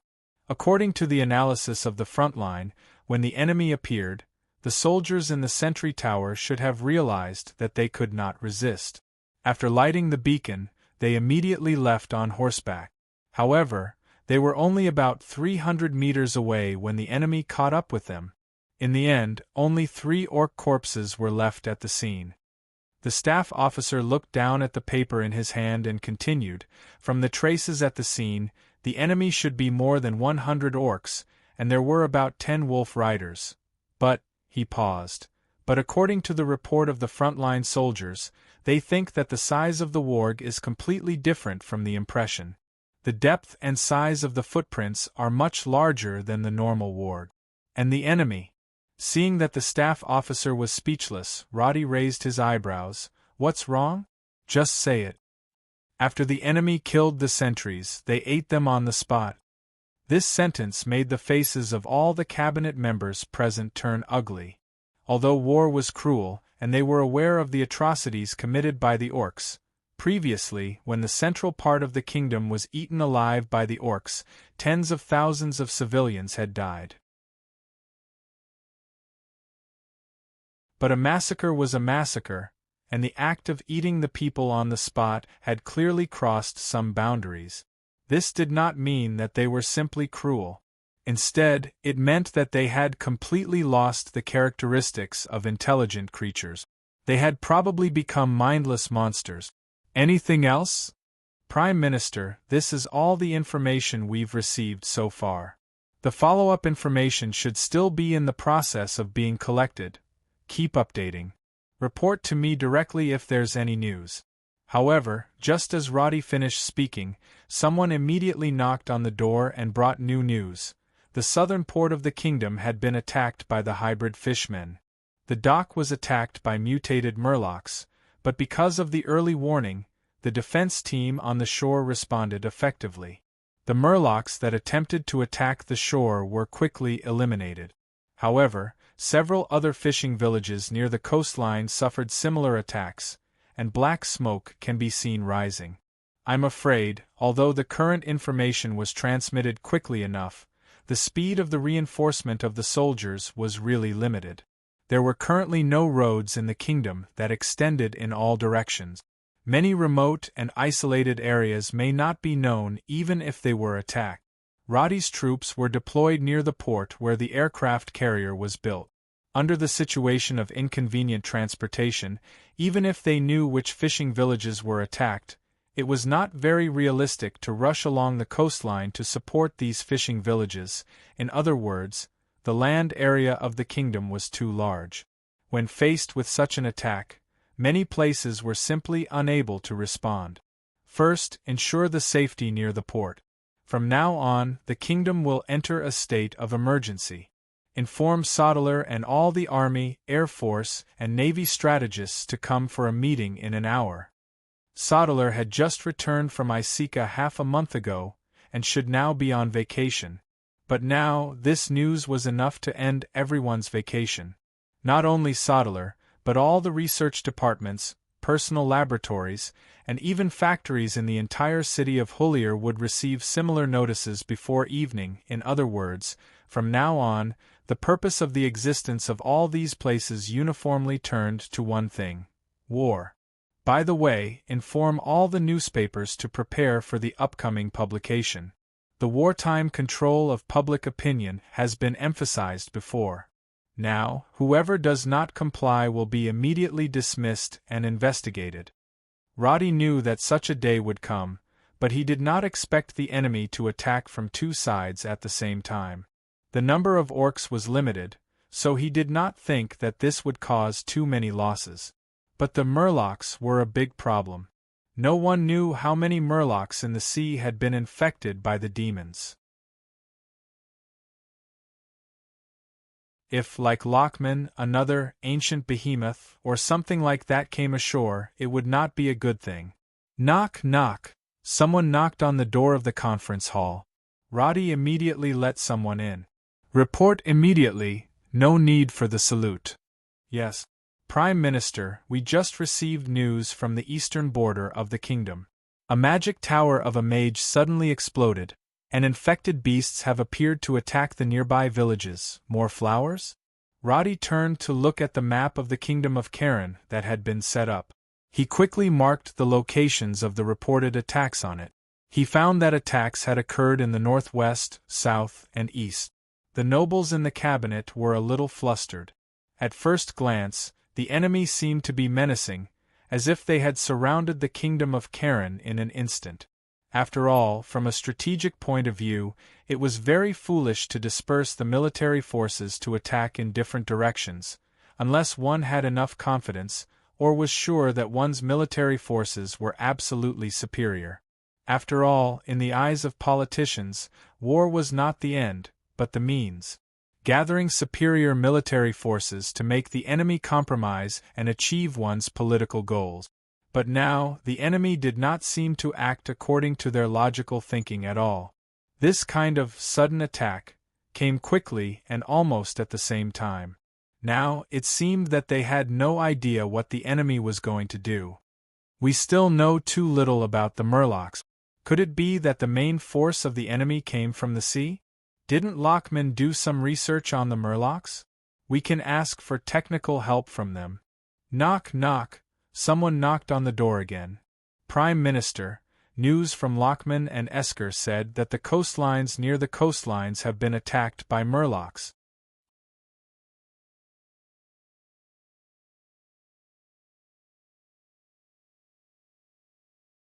Chapter 1233. For 3 days in a row, the cabinet members even had their meals in the conference room. When they could not stand it any longer, they would find a chair nearby and sleep. They could not leave because the kingdom of Karen had just seized power in the cabinet, and the middle and lower levels were still mainly carried out by the old nobles. It had always been a headache for the cabinet to get these old classes to assist in the execution of government decrees. What was more, the priority of the cabinet now was not to face the enemy, but to protect themselves. The kingdom of Karen had just taken a breather after the last war. Under the sharp decline in population, many villages were almost barren. Now that they had suddenly entered a state of emergency, it meant that many farmers who had just rejoiced in the harvest had to immediately abandon their homes and retreat to the nearby fortresses. The various problems caused by this were far from something that could be easily solved by moving homes. But for the cabinet, preserving the population was an important task that took precedence over eliminating the enemy. Within these 3 days, the cabinet had received more than 21 alarms, which meant that most of the residents in the country were at risk of directly facing the forces of the demons. Not only the kingdom of Karen, but also Lassiman, Isika, and other countries on the mainland that Roddy had not yet come into contact with had experienced similar demonic attacks. Obviously, the other plane had launched a full-scale attack on part of the national boundaries. Under the command of Her Majesty the Queen and the Cabinet, Sodeler and the elders of the 5 dragons, who were responsible for the deployment of troops, jointly established the Planar Counterattack General Command. They began to prepare for the war with the highest military order. At the same time, they began to speed up the recruitment. This time, the war would certainly not be the so-called blitzkrieg. In the end, perhaps one side would completely lose the will to fight. Therefore, not only the first batch of troops began to assemble, but the established military schools and various recruitment offices began to completely open up and began to train more soldiers and sergeants on a large scale, ready to fill the front line at any time. Orders for food transportation and requisition signed by the cabinet flew everywhere like snowflakes. But until today, people in various regions of the country had just learned about the demon invasion from the newspapers or other channels. But because Roddy had a firm control over the channels of public opinion, the entire kingdom didn't have a panic that led to an exodus. Instead, under the bombardment of repetitive information, the people calmly started the evacuation and refuge work. For a long time, Roddy's authority through public opinion was proven here. No matter what the Cullen Times said, the people rarely questioned its authenticity. Therefore, the mobilization of ordinary people in the early stages of the war was much faster than during the reign of Charles II. However, all of these actions seemed to be in slow motion compared to the actions of the higher-ups who had already begun. Within 3 days, the dragons who had been engaged in scientific research in the magic tower began to rotate. About 1/3 of the dragons continued to stay in the laboratory to maintain technical research and development, while the other 2/3 became scouts. Using the dragons' excellent mobility, they began to fly to various warning points and quickly began to deal with and report the situation. All of this was a response plan that had been formulated a long time ago. The lords of the 5 major dragons had even drawn up a list a few months ago. Therefore, when the first batch of people at the western border had just retreated to the fortress, the dragons who flew back from the grassland had already grabbed 4 orcs and flown directly into the magic tower. Bam! These orcs were thrown directly into the atrium of the magic tower by the dragons. Their bodies were huge. Even after experiencing the high-altitude cold flight and falling heavily to the ground, they still maintained their mobility at this time. 3 of them quickly got up and roared, wanting to attack other mages in their line of sight. but the surrounding spells quickly controlled them.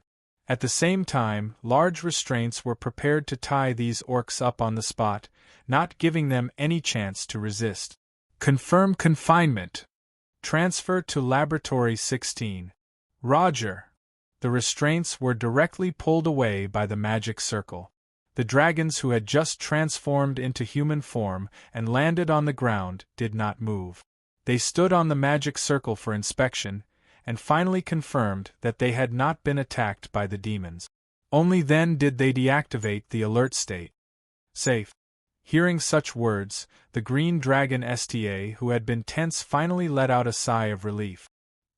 He quickly strode out of the examination hall, and along the corridor directly into the report hall. After entering the door, he quickly said, "I only found a small number of orcs, about 70 to 80 of them. They are wandering aimlessly on the grassland, and it seems that they are not organized. Their combat strength is much stronger than ordinary orcs. Some of them are a little strange, they are the ones I brought back. The rest of them are generally larger." As he spoke, the already prepared mages recorded the information, and then picked up a piece of paper that was still wet with ink, and ran in the direction of the cabinet. Dozens of meters away, Talia, who was already wearing a white lab coat, looked at the orcs that had just been pushed in, and looked nervously at Elder Uzilian who was beside her. First do the isolation, then start the test according to the previous experimental order. Yes, the isolation circle was activated. This was to prevent others from being contaminated by the demonic aura of the orcs. For a period of time, the laboratory had developed a variety of countermeasures. Everyone at the scene wore a protective belt for protection. Talia was also used to such a working method. She followed a magus named Moss to the front of an orc. Looking at the orc's swollen body that was almost deformed, she immediately realized that the orc was stronger and more violent than the guys found at the construction site in the Kingdom of Karen. I thought that the orc's body was already at its limit, but I didn't expect it to expand to such an extent. Why? Is it because the method of infection is different? Or? Talia took out a knife to do a skin defense level test. She forcefully stabbed the orc's abdomen and asked with a frown, "Maybe they are closer to the source of infection." Moss made a guess. He took out a form and began to record the data, report the strength level. But Talia did not respond. Moss immediately looked up and found that she had a pained expression on her face as she pressed her forehead. She suddenly took a few steps back and almost fell to the ground. Without waiting for Moss to step forward, Talia shouted, "I heard a sound. Quickly isolate me. Quickly." She got up and stumbled towards the isolation room, on the side. Elder Uzilian, who had heard the movement, moved even faster. He picked her up and took a few steps forward, pushing them into the pure white room. He said, "Focus, we're going to activate the magic circle immediately." Talia nodded, and then saw Elder Uzilian. You're tuning in to the Phoenix Knights YouTube channel. Don't forget to subscribe and join us on this journey to catch the most captivating stories.